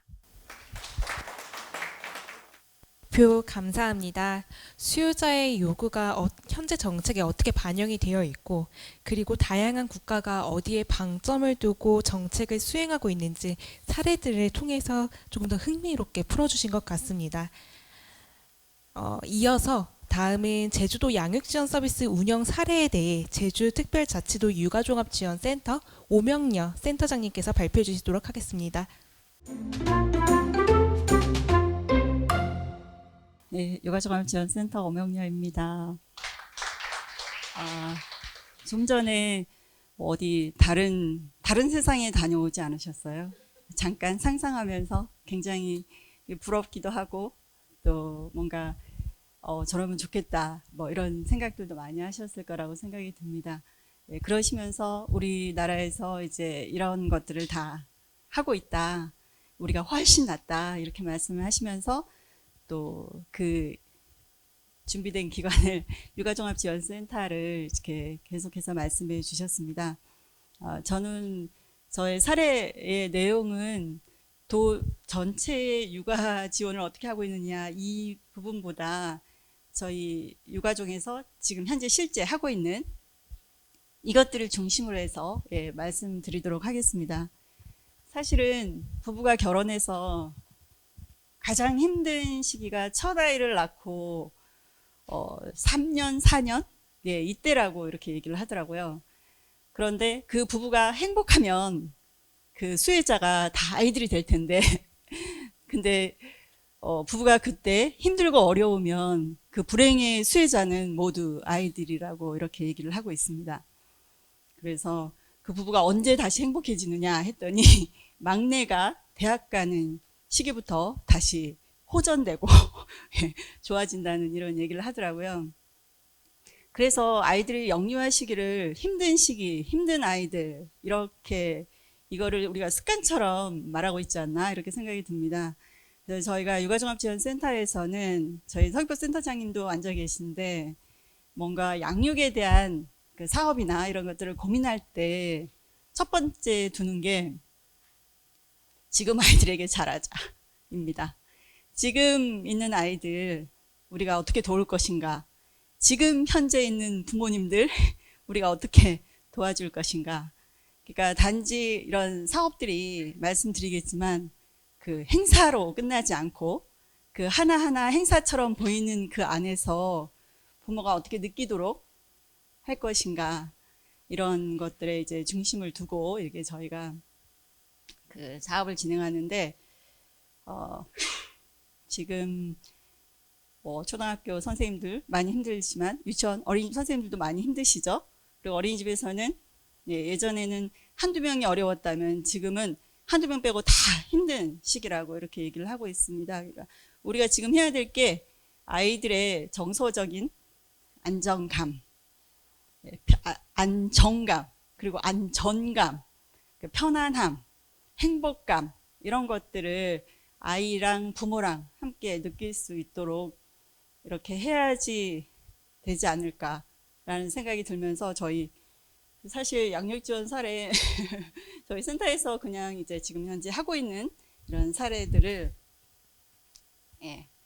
나열하듯이 이렇게 말씀드리고, 또 사례 뒤에 저희가 이제 이번에 특별하게 뭐를 넣었냐면 설문 내용을 조금 넣었습니다. 이제 사업을 통해서 부모들이 어떤 생각, 어떤 것들을 얻고 있는지 직접적인 것들을 좀 넣었는데 꼭 필요한 것만 이렇게 말씀드리면서 제가 시간 안에 끝내도록 하겠습니다.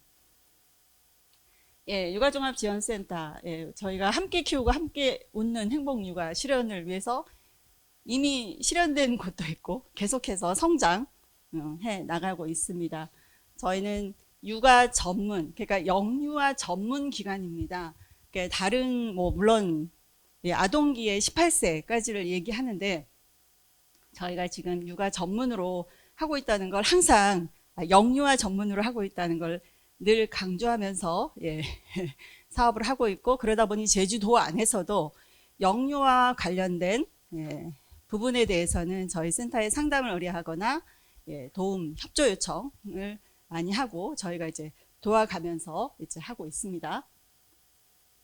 첫 번째 공통부모 교육입니다. 2016년부터 전국 육아종합지원센터에서 이루어지고 있는데 7개의 주제를 가지고, 이 역시도 부모님들에게 꼭 필요하다라는, 이런 게 필요하다라고 해서 이런 주제들이 만들어졌겠죠. 이 주제를 가지고 이제 찾아가는 것도 하고, 또 부모 교육도 하고, 또 부모 자녀 체험도 하고요. 그리고 비대면 교육, 워낙 바쁘시니까. 그런데 비대면 교육도 하는데 비대면 교육이 그냥 놀이감 받기 위해서 하는구나 라고 하지 않으시고, 뭐 이따 뒤에 어떻게 받았는지에 대해서 말씀드리겠습니다. 그리고 또 이제 아이들에게 그 놀이북을,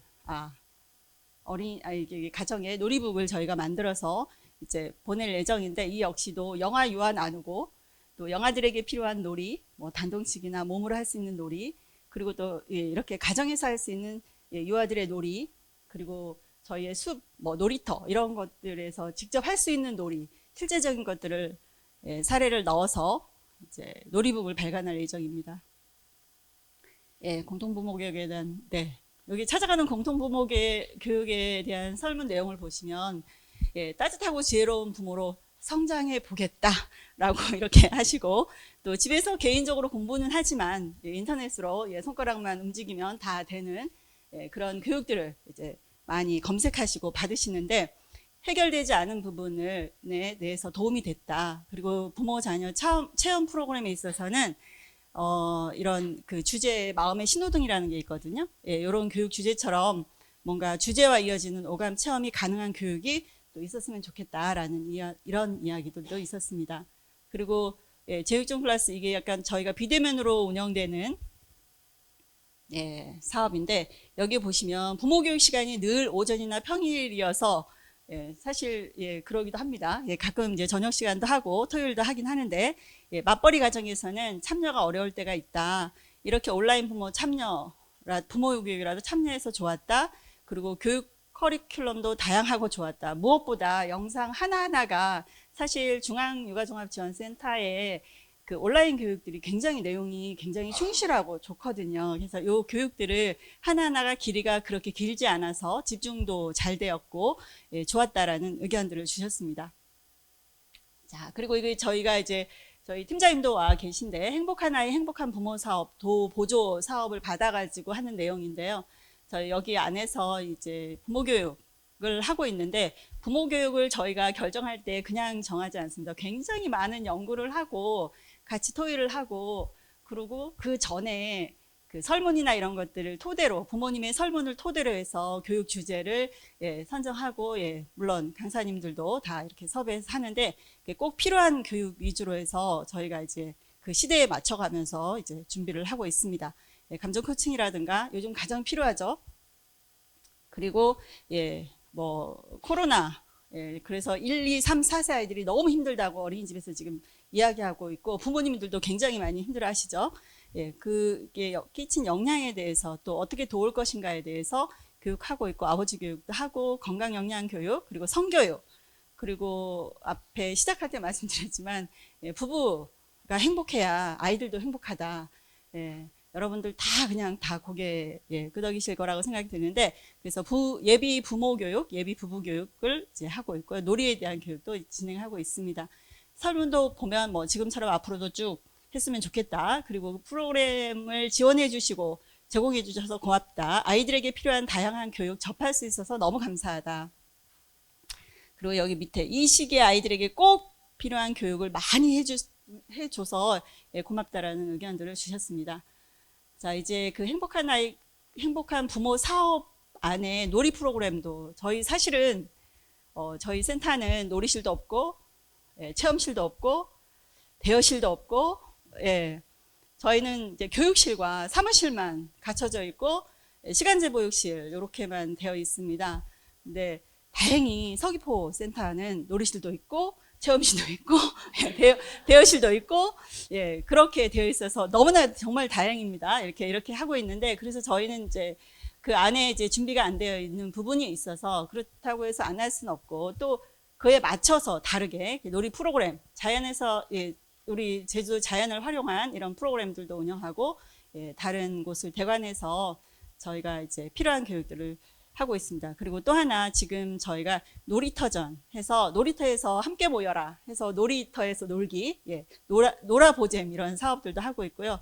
그리고 이제 좀 있으면 가족 여행도 지금 준비하고 있습니다.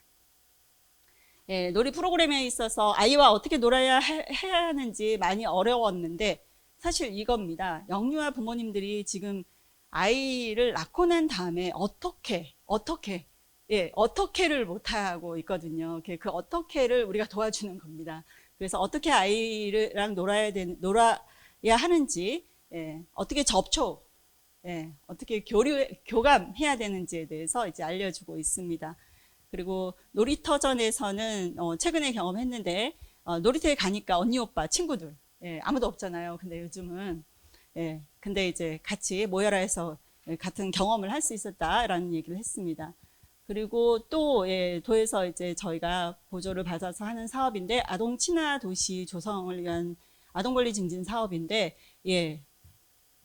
황학경 교수님 모시고 이제 아동 권리에 대한 교육 등을 이렇게 실행했습니다. 그리고 또 온가족 놀이터 사실 저희가 온가족 놀이터 이게 저희가 여기가 저희 센터의 교육실입니다. 여기서 이제 가족들 초대해서 요즘 어떻게에 대해서 저희가 도와주고 싶어서 그런 가족끼리 모여서 어떻게 하면 서로 이야기도 나누고 소통도 하고 뭐 규칙에 대한 이야기, 감정 나누는 거 이런 것들을 한꺼번에 뭔가 할 수 있는 방법이 없을까 해서 저희가 만들어낸 사업 중에 하나가 보드게임입니다. 가족들이 모여서 이제 할 수 있는 네 가족끼리 모여서 보드게임을 통해서 이렇게 할 수 있는 온가족 놀이터를 하고 있고요. 그리고 놀이터 지도도 저희가 만들고 있습니다. 지금 준비하고 있습니다.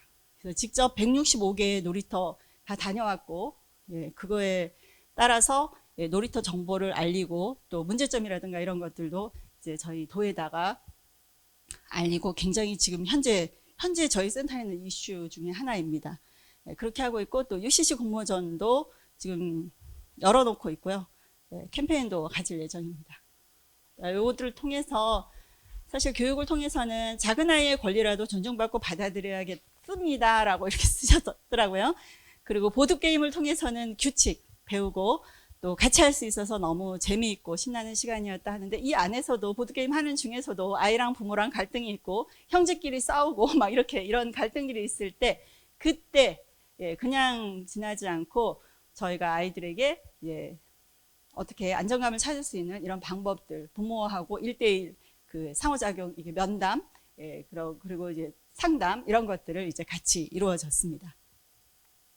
부모 상담도 이제 하고 있죠. 이제 집단으로도 하고 있고 개인별 상담도 하고 있는데 저희는 요즘 부모님이 이제 육아 상담을 신청하면 저는 꼭 두 분이 같이 오시게 해서 두 분이 같이 오시면 정말 빠르게 변합니다. 정말 언제까지 하는데 보름이면 집이 달라지더라고요. 그러니까 아이들에게 힘들다 하는데 그 힘듦의 원인이나 이런 것들을 서로 나눌 수 있는 그런 장을 만들어서 회복할 수 있게 이렇게 하고 있습니다. 시간제 보육 저희 센터에 아주 멋있는 시간제 보육실이 이렇게 떡 있습니다. 그리고 제주도 안에는 18개의 시간제 보육을 운영하고 있습니다. 제주도에서. 그리고 제주시에서 14개소, 서귀포에 4개소로 이제 운영이 되고 있고요. 저희가 저희 센터에서 이거를 관리하고 전체적인 홍보도 하고 상담도 받고 이렇게 하고 있습니다. 이렇게 해서 저희가 그 시간제 보육 그 지도를 만들어 가지고 이제 보급하고 홍보도 이렇게 하고 있습니다. 정보 홍보 사업으로 저희 SNS 인스타 하고 있고 정보지도 발행하고 있고요. 그리고 또 육아레터도 매월 발행하고 있습니다. 그리고 놀이터에 대한 거 놀아보잼 이번에 놀이터에서 했던 사업인데 놀이터 지도를 이제 발간하고 저기 매번 지금 현재 지역별로 놀이터를 저희가 인스타에 안내하고 있고요. 이게 지금 다른 기관하고도 또 협의해서 이제 또 조금 더 다른 놀이터 그 지도 웹에서도 되게 어딘지 찾아갈 수 있게 이렇게 해볼 양으로 이렇게 준비를 하고 있습니다. 어떻게 될지는 아직 잘 모르겠습니다. 정말 잘 됐으면 하는 바람인데 이런 모든 것들이 다 또 돈하고도 관련되고 해서 좀 그런데 잘 도와주실 거라고 생각합니다. 정보 홍보 사업, 저희 이벤트 사업도 하고 있고 부모님들을 통해서 하고 있고 홍보 여러 가지 하고 있습니다. 육아에 대한 고민, 나눔 이런 것들도 정기적으로 이제 저희가 신문사랑 맺어가지고 안내하고 있습니다. 여기까지입니다. 네, 고맙습니다. 네, 센터장님 사례 발표 감사합니다. 제주도에서 운영되고 있는 부모의 양육 역량 강화부터 아동의 권리 증진, 놀이 돌봄 지원을 위한 다양한 사례에 대해서 자세하게 공유해 주셨습니다.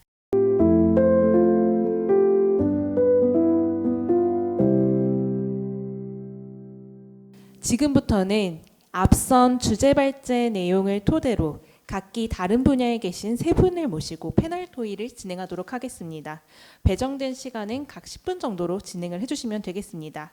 첫 번째는 만 1세와 3세 자녀를 양육하고 계시면서 초등학교 교사로 재직하고 계신 송병주 부모님을 모시도록 하겠습니다. 네, 안녕하십니까.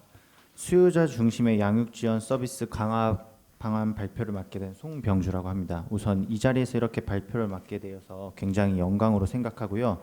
지금부터 수요자 중심의 양육 지원 서비스 강화 방안에 대해서 발표하도록 하겠습니다. 그냥 하면 되는가요? 네.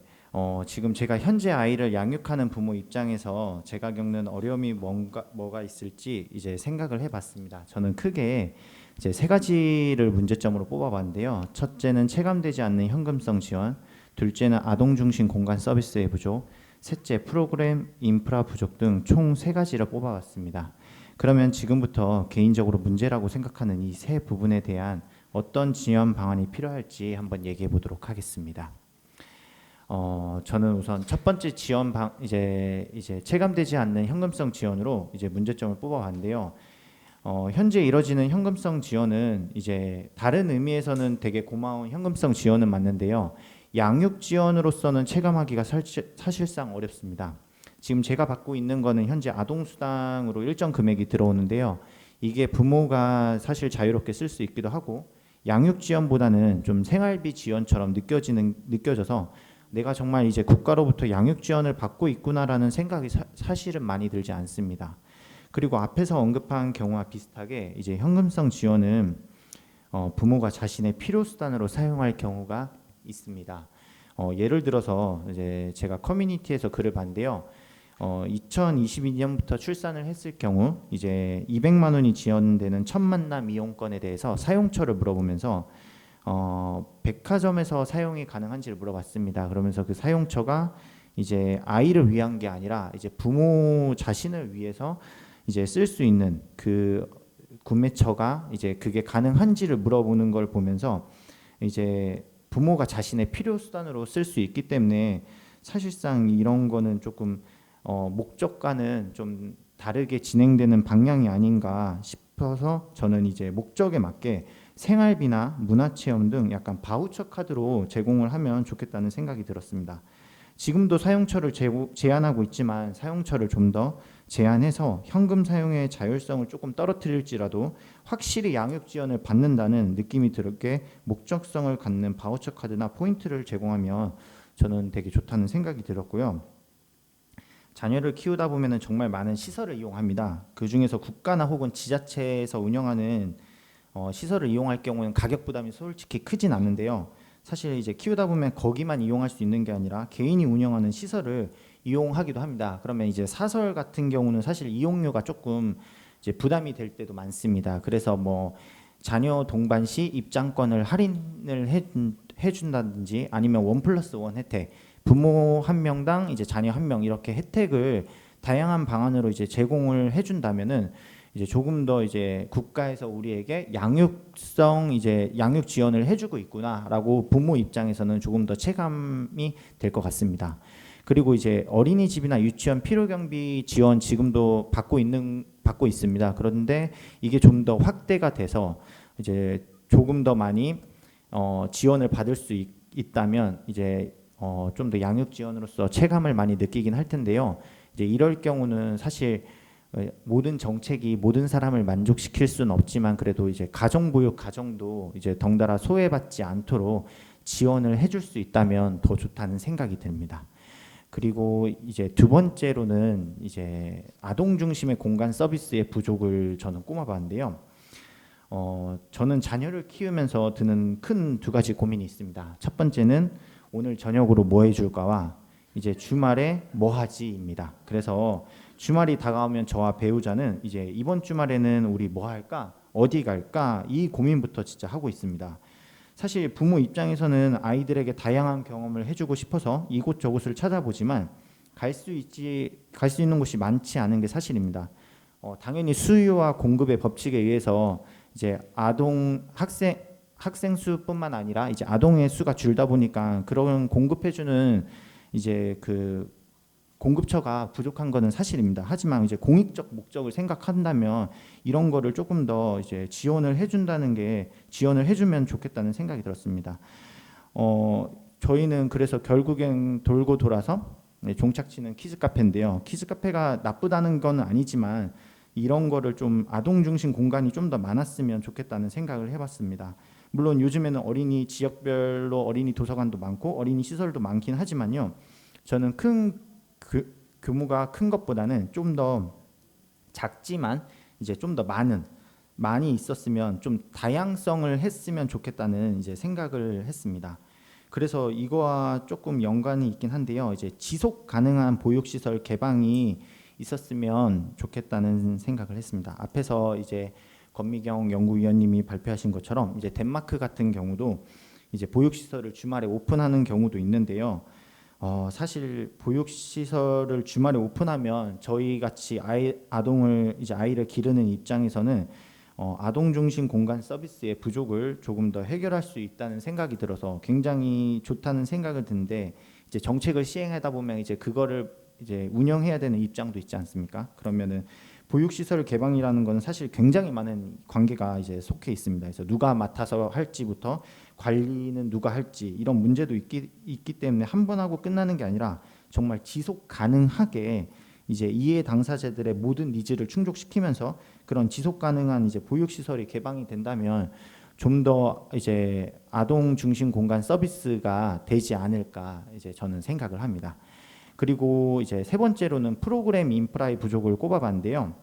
이제 저는 맞벌이입니다. 맞벌이고 뭐 아이를 키우면서 외벌이인 경우도 있지만 보통 프로그램이 운영된다 하면은 낮 시간이 솔직히 좀 많습니다. 그러면은 이제 외벌이인 경우 같은 경우는 참석이 가능하지만 이제 맞벌이 같은 경우는 조금 이제 참석하는 게 솔직히 힘든 게 이제 현실입니다. 그래서 저는 저녁 시간 이용 가능한 영유아 프로그램 서비스 제공이 이루어진다면 이제 양육 지원 서비스 부분에서 이제 강화를 할 수 있다는 생각이 조금 들었습니다. 지금까지는 이제 제가 이렇게 양육 지원 방안 그 강화 방안에 대해서 말씀드렸는데요. 사실은 제가 아이를 양육하면서 작은 의미에서는 정말 나름 촘촘하게 지원되는 방안도 많다고 저는 현실적으로 생각했습니다. 사실 이거는 정말 제가 겪고 있는 그 이제 그 문제점 중에서 조금 일부일 뿐이지 정말 이제 촘촘하게 지원이 많이 되고 있습니다. 그리고 이제 저 또한 이제 부모가 되기 전에는 제주 육아 종합 지원 센터에서 진행했던 이제 예비 부모 수업도 들었고요. 그리고 저희 둘째를 키울 때 어린이집 가기 전까지 저희 엄마가 주로 저희 아이를 봐줬는데 이제 조금 아프다 보니까는 저희 시간제 보육을 굉장히 좀 잘 활용했습니다. 그래서 이런 거는 정말 촘촘하게 지원되는 방안이 아닌가 생각은 드는데요. 사실은 정말 큰 부분에서는 이제 정부 쪽에서는 큰 지원이 필요하다고 생각이 듭니다. 저번 주에 친구를 만났는데 그 친구도 이제 둘째인데 했던 말이 애를 보는 거는 정말 좋은데 로또 1등이 되지 않는 한 셋째를 낳지 않을 거다라는 말을 했습니다.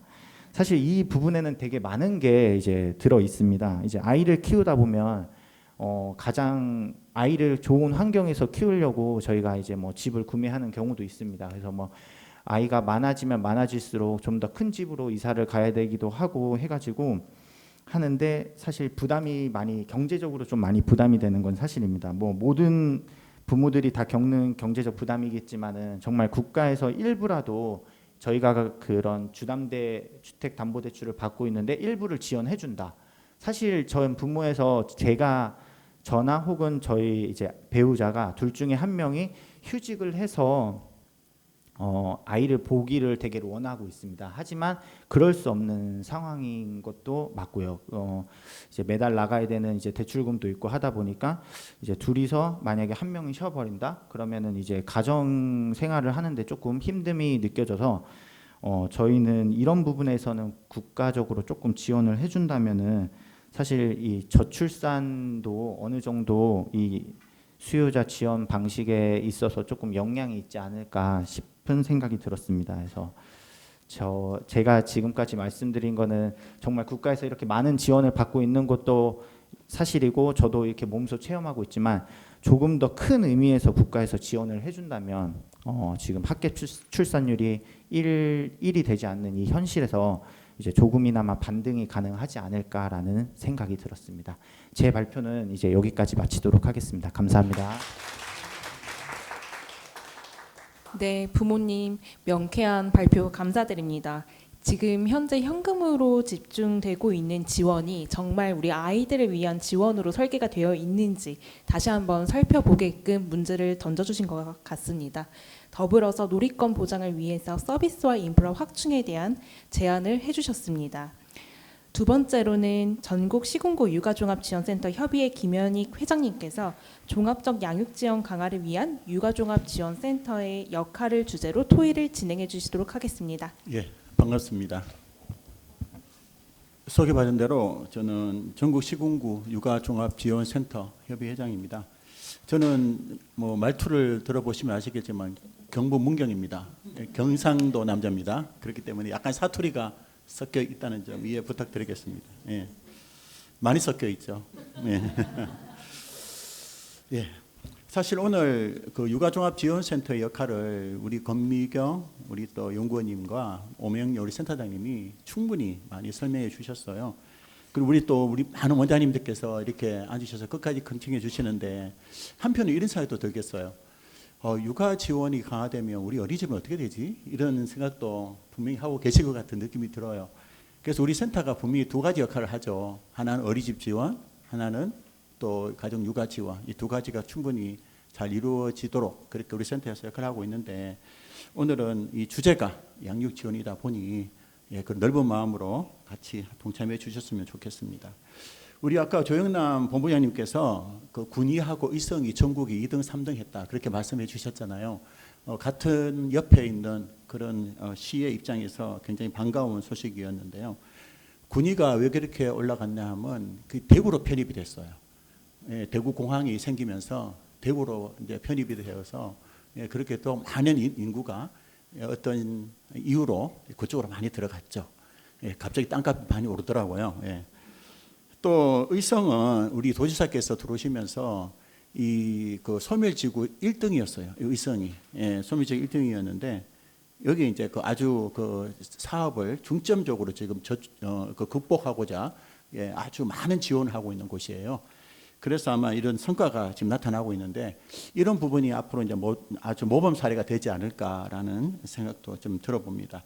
어쨌든 현재 이제 0.78을 넘어서서 이제 0.6까지 이렇게 출산율이 떨어지는 이런 상황에서 MBC 뉴스투데이에서 이제 이렇게 잠깐 언급한 것과 같이 내년도 저출생 관련 지출에 17조 5천억이 또 증가가 된답니다. 이런 예산이 대폭적으로 이렇게 증가하는데도 불구하고 출생률이 낮아지는 이유가 무엇이냐라는 부분에서 많은 고민을 하고 있더라고요. 그래서 근본적인 인식은 우리 부모님도 말씀하셨지만 아이를 낳았을 때 어떤 사회적 이익 이런 것보다는 어떤 긍정적인 효과보다는 어떤 비용이나 여러 가지 또 양육의 어려움 이런 것이 부정적 측면이 더 크기 때문에 그런 것이 아닌가. 그래서 아까 우리 송병주 아버님도 이렇게 말씀하셨죠. 거시적인 그런 지원이 필요하다 이렇게 말씀하셨는데 그런 부분은 저도 동의를 합니다. 어쨌든 이런 부모님들의 어떤 요구 조건에 의해서 국가에서는 많은 고민을 하고 있고요.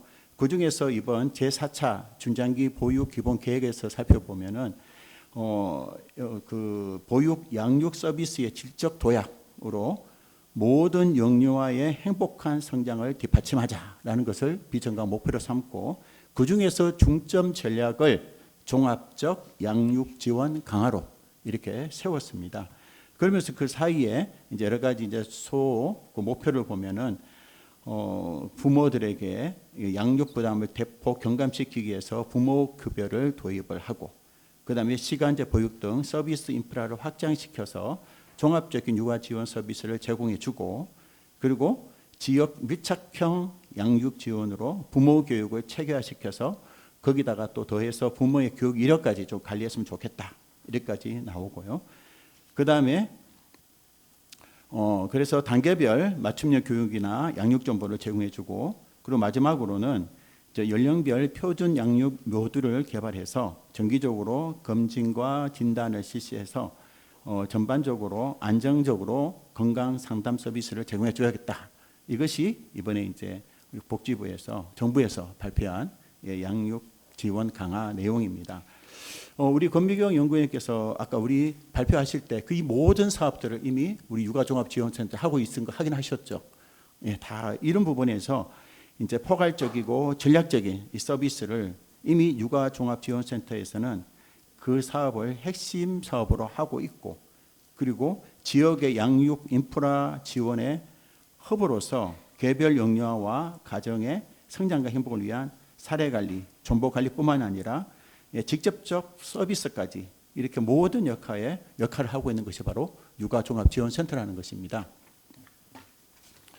제가 시군구 육아종합지원센터라고 말씀을 드렸는데요. 이 시군구 육아종합지원센터는 전국에 112개소에 있습니다. 그래서 전국 시군구가 228개니까 이제 50%의 정도 육박하게 이제 설치가 되었죠. 사실상 2013년도에 보육정보센터에서 이렇게 명칭이 바뀐 거는 다 알고 계시죠. 그만큼 국가가 이제 그 포괄적 육아 지원 체계가 이제 확립이 되어야 된다는 그런 부분에서 저희가 명칭이 바뀌면서 양육 지원에 큰 박차를 가하고 있었던 부분이고요. 이렇게 중요한 기간이기 때문에 2025년 유보 통합을 앞두고 제3차 유아교육 발전 기본 계획에서 유보 통합 시 유아교육 분야의 국가 책임 강화를 위해서 실제 보육의 전달 체계인 육아종합지원센터와 협업 및 지원 체계가 마련돼야 된다, 이렇게 명시를 했었습니다. 그렇기 때문에 앞으로도 우리 시군구 육아종합지원센터의 역할은 더욱 심화 확장될 것으로 저는 예상하고 있습니다. 이를 위해서 더욱더 발전시키고 전문적으로 되기 위해서는요, 첫 번째, 지금도 역시 잘하고 있지만 지역사회 허브의 역할과 네트워크가 더욱더 활성화되어야겠다는 것입니다. 우리 양육을 하시는 부모님들의 특성이 과거하고는 많이 다릅니다. 훨씬 더 개별적이고 개인 성향을 띠고 있고요. 또 많은 정보를 획득하고 계시고 그것을 요구하고 계시죠. 그렇기 때문에 이런 부분에서 대응할 수 있는 그런 부분에 대해서 센터가 나름대로 그 서비스의 전문성과 시속성에 대해서 대응을 해야 되겠고요. 그에 대해서 이제 시군구 육아종합지원센터는 가장 그 대민과 가깝게 지역 내 산지와 많은 육아 정보를 얻을 수 있는 접근성이 좋은 기관일 수밖에 없다는 거죠. 그렇기 때문에 이 센터를 중심으로 가정의 욕구에 맞는 서비스와 정보를 엮어주는 전문가와 유관기관과의 네트워크 체계의 어떤 구조화, 이런 걸로 해서 활성을 주도해 나가지 않아야 될까, 이렇게 생각을 해봅니다. 그 두 번째가 시간제 보육 등 돌봄 체계를 연계시키는 것입니다. 어쨌든 4차 보육 중장기 기본 계획에서 주요 사업으로 시간제 보육 확대를 제시를 했습니다. 그렇기 때문에 이 시간제 보육 사업이 앞으로 23년도에 이제 부모 급여가 더 확대가 되었을 때 아무래도 가정 양육의 확률이 높아질 거라 생각해 봤을 때 아무래도 센터에서는 이 가정에서 양육하고 있는 아이들, 특히 영영아들을 중심으로 어떻게 부모를 대응해야 될지, 또 이 아이들에 대해서 어떻게 대책을 마련해야 될지, 이런 부분에서는 좀 더 체계적인 준비가 필요하다고 봅니다. 그리고 세 번째, 부모 교육 및 부모 교육 이력을 관리하는 것입니다. 아까 우리 그 제주시 센터님께서 말씀하셨지만 이 센터에서는 다양한 부모 교육을 하고 있고요.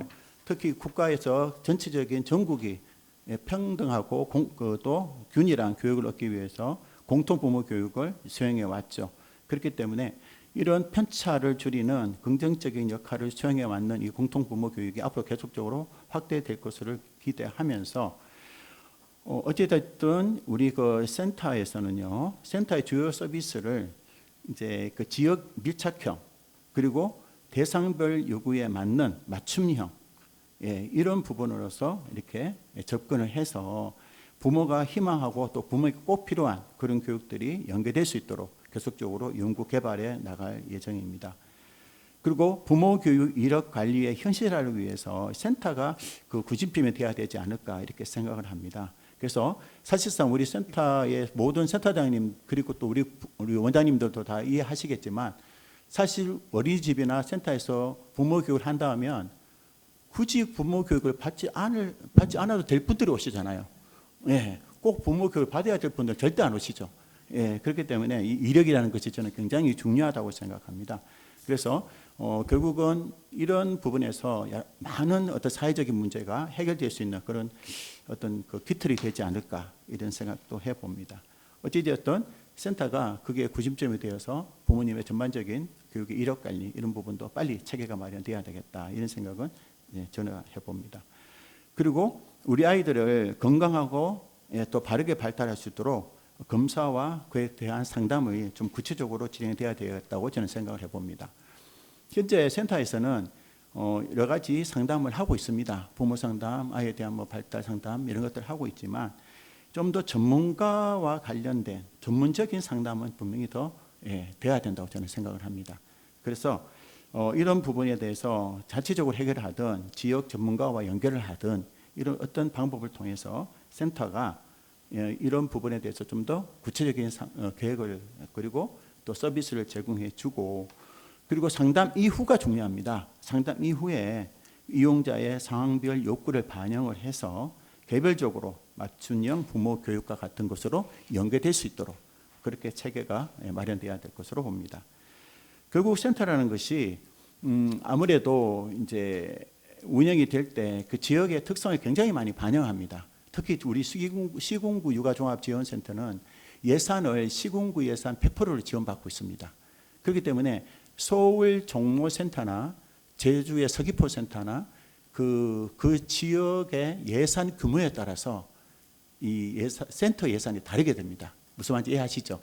예. 그래서 그 시군구가 굉장히 부유한 센터는 부유한 지역은 센터도 좀 부유하고, 예, 저희 문경과 같이 아주 열악한 농촌 도시는 뭐 거의 예산이 희박하죠. 예, 그래서 겨우 호만하고 살고 있는데, 하여튼 이런 상황에서 그렇지만 그 센터장님들의 어떤 역할을 보면 가장 근접해 있기 때문에 가장 필요한 사업을 하고 있다는 거예요. 이 시군구 센터가. 예, 그렇기 때문에 지역의 어떤 특성을 반영해서 아주 세련된 그리고 필요한 서비스를 현재 제공해 주고 있습니다. 그렇지만 안타깝지만 반대로 생각해 보면 지역의 어떤 기관 장님이나 그런 여건에 따라서 굉장히 또 반대의 어떤 그런 상황이 나타날 수 있는 부분에 대해서는 앞으로 해결해야 할 부분이 아닌가 이렇게 생각을 합니다. 예, 이렇게 해서 현 육아종합지원센터는 2013년 12월 5일 보육정보센터에서 포괄적인 육아지원 기능을 더욱 강조하는 우리 육아종합지원센터로 지역 보육 및 육아지원 서비스의 중추적인 역할을 감당하고 있습니다. 그래서 국가의 보육 정책이 수요자에게 전달되는 모든 과정에서 최상의 서비스를 제공하는 종합적 육아지원 서비스의 주기관으로 육아 친화 사회로서의 패러다임 전환에 우리가 선도적인 역할을 사실상 담당하고 있는 것입니다. 사실 이렇게 됨으로써 점차 이제 그 기능이 확대 발전될 것 저는 예상하고 있고, 우리 어린이집과 그리고 또 보건복지부 정부와 그리고 우리 진흥원 이 모두가 한 마음이 되어서 결국은 우리 아이들이 행복한 사회가 될 수 있도록 모두가 이렇게 노력했으면 좋겠다는 생각으로 발표를 마치겠습니다. 감사합니다. 네, 명칭 그대로 종합적인 육아 지원을 위해 센터가 어떻게 나가야 하는지 그 방향성에 대해서 제안을 해주셨습니다. 만약에 다른 국가에서 오늘 저희가 하는 포럼과 동주제로 진행을 한다고 하면 대한민국의 육아종합지원센터는 국가 차원의 양육 지원 강화를 위해서 국가 차원의 노력으로 소개가 되지 않을까 싶습니다. 마지막 순서입니다. 마지막 순서로는 지역 맞춤형 양육 지원 정책이 나아가야 할 방향에 대해서 보건복지부 보육사업기획과 이승무 과장님께서 발표해 주도록 하겠습니다.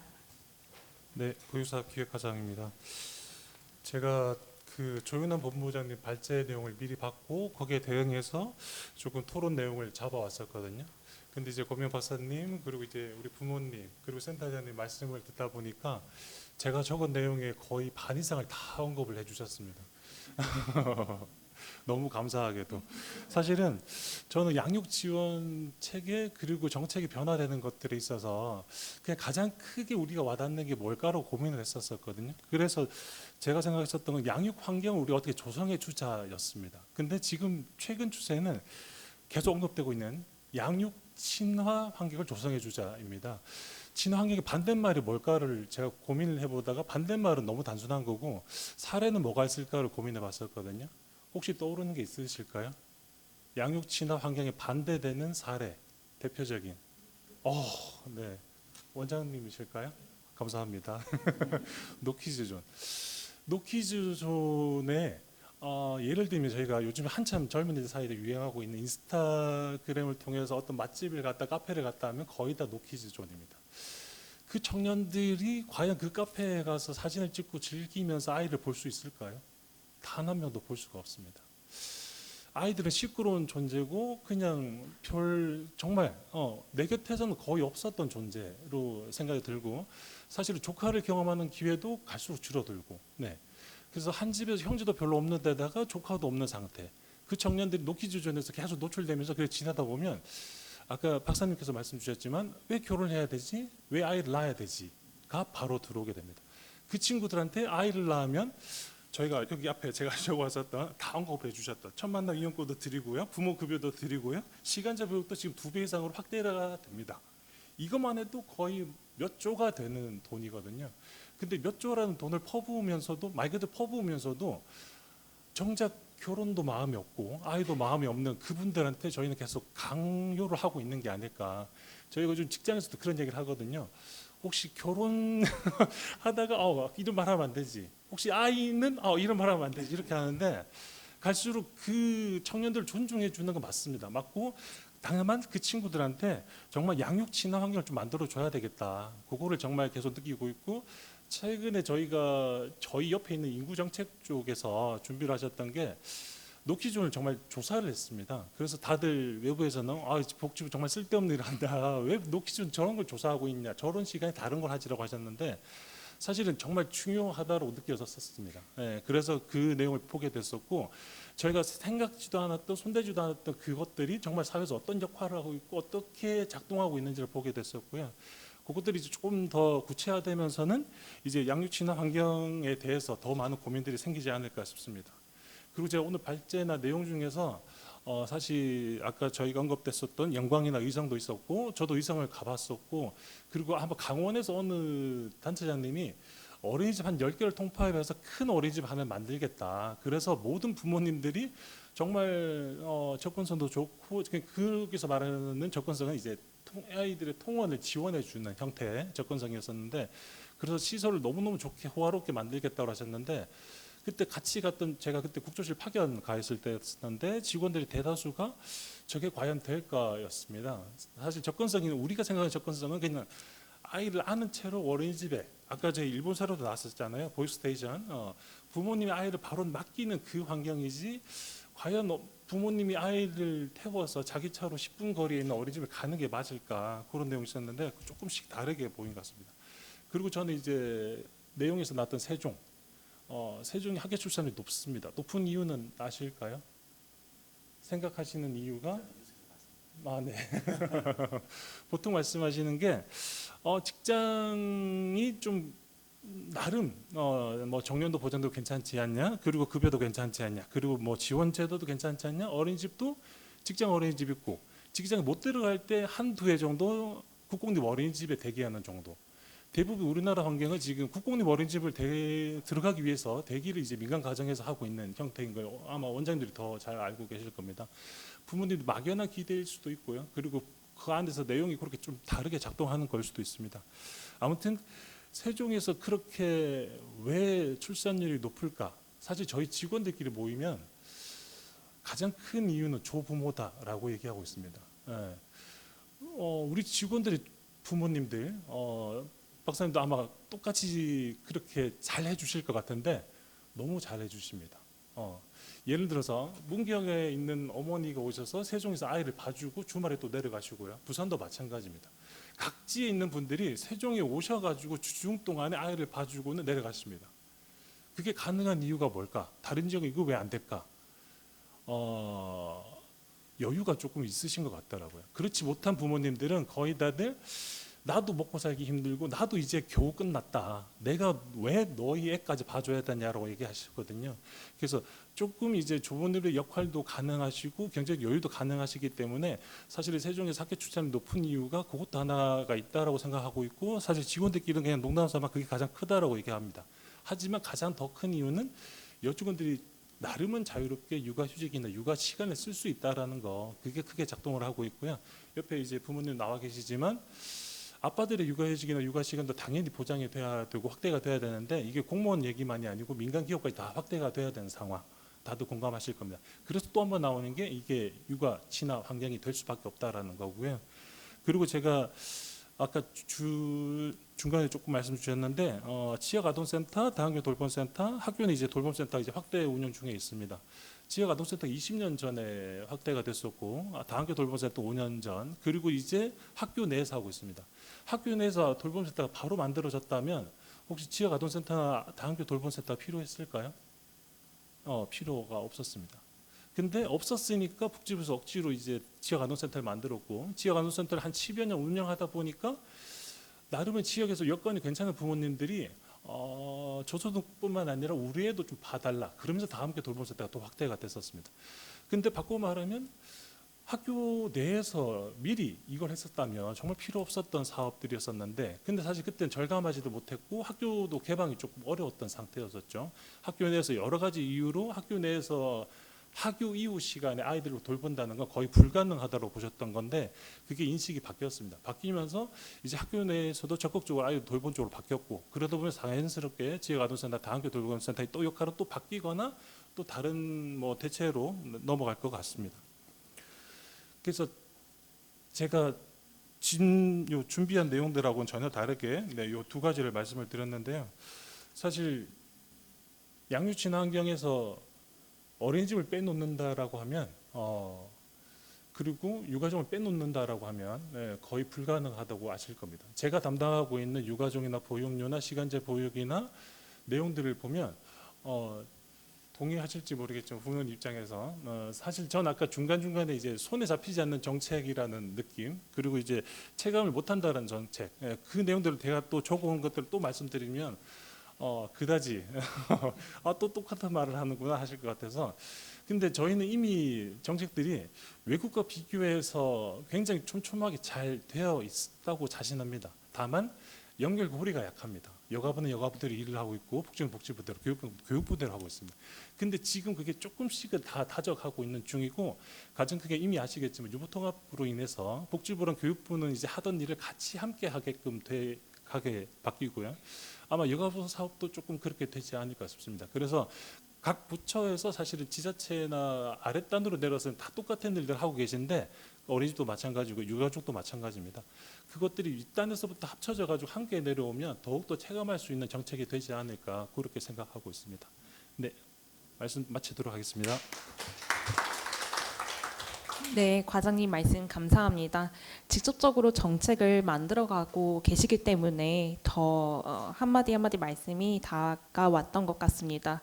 노키즈존을 짚어주셨는데, 아까 권미경 연구위원님께서 말씀해 주셨던 것처럼 덴마크의 양육층화 환경과 더 이제 대비되면서 생각이 많아졌던 것 같습니다. 그래서 저희가 이전에 수도권에서 포럼을 진행했을 때 서울시에서 그 대학마로 OK 키즈존을 만든다고 하시더라고요. 그래서 그런 부분도 또 하나의 특색 있는 사업이라고 또 생각이 드는 것 같습니다.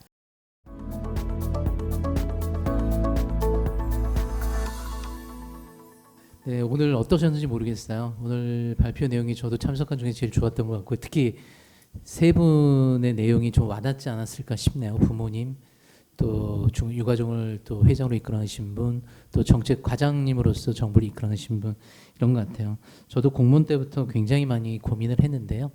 아마 이제 유보통합이라는 여건 때문에 아마 통합적인 지원이 되면 체감할 수 있는 게 굉장히 좀 많아질 것 같습니다. 그러면 훨씬 더 효율적으로 집행이 되면서 또 정부를 믿게 되고 그런 정책을 하실 것 같고요.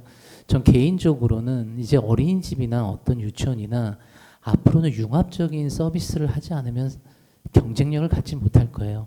아까 이승목 과장님이 얘기하신 대로 제일 중요한 거는 친정 어머니가 계시냐 안 계시냐가 애들 키우는 그거거든요.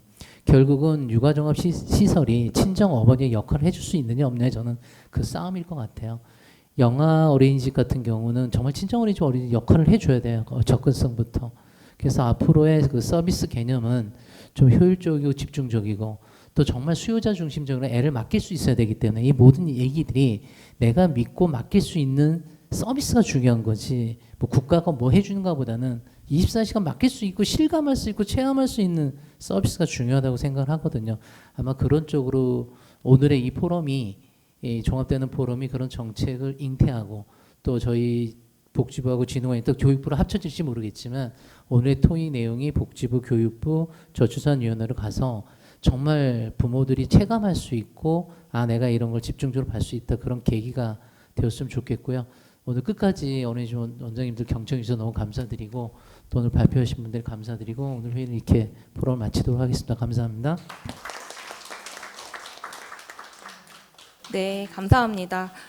구슬이 서말이라도 꿰어야 보배다라는 말이 있죠. 오늘 이 자리가 영유아가 존중받고 양육이 행복한 사회를 만들 수 있는 다양한 구슬을 꿰 수 있는 그런 단단한 끈이 되는 자리가 되기를 기대합니다. 긴 시간 동안 경청해 주셔서 너무너무 감사합니다. 조심히 돌아가세요.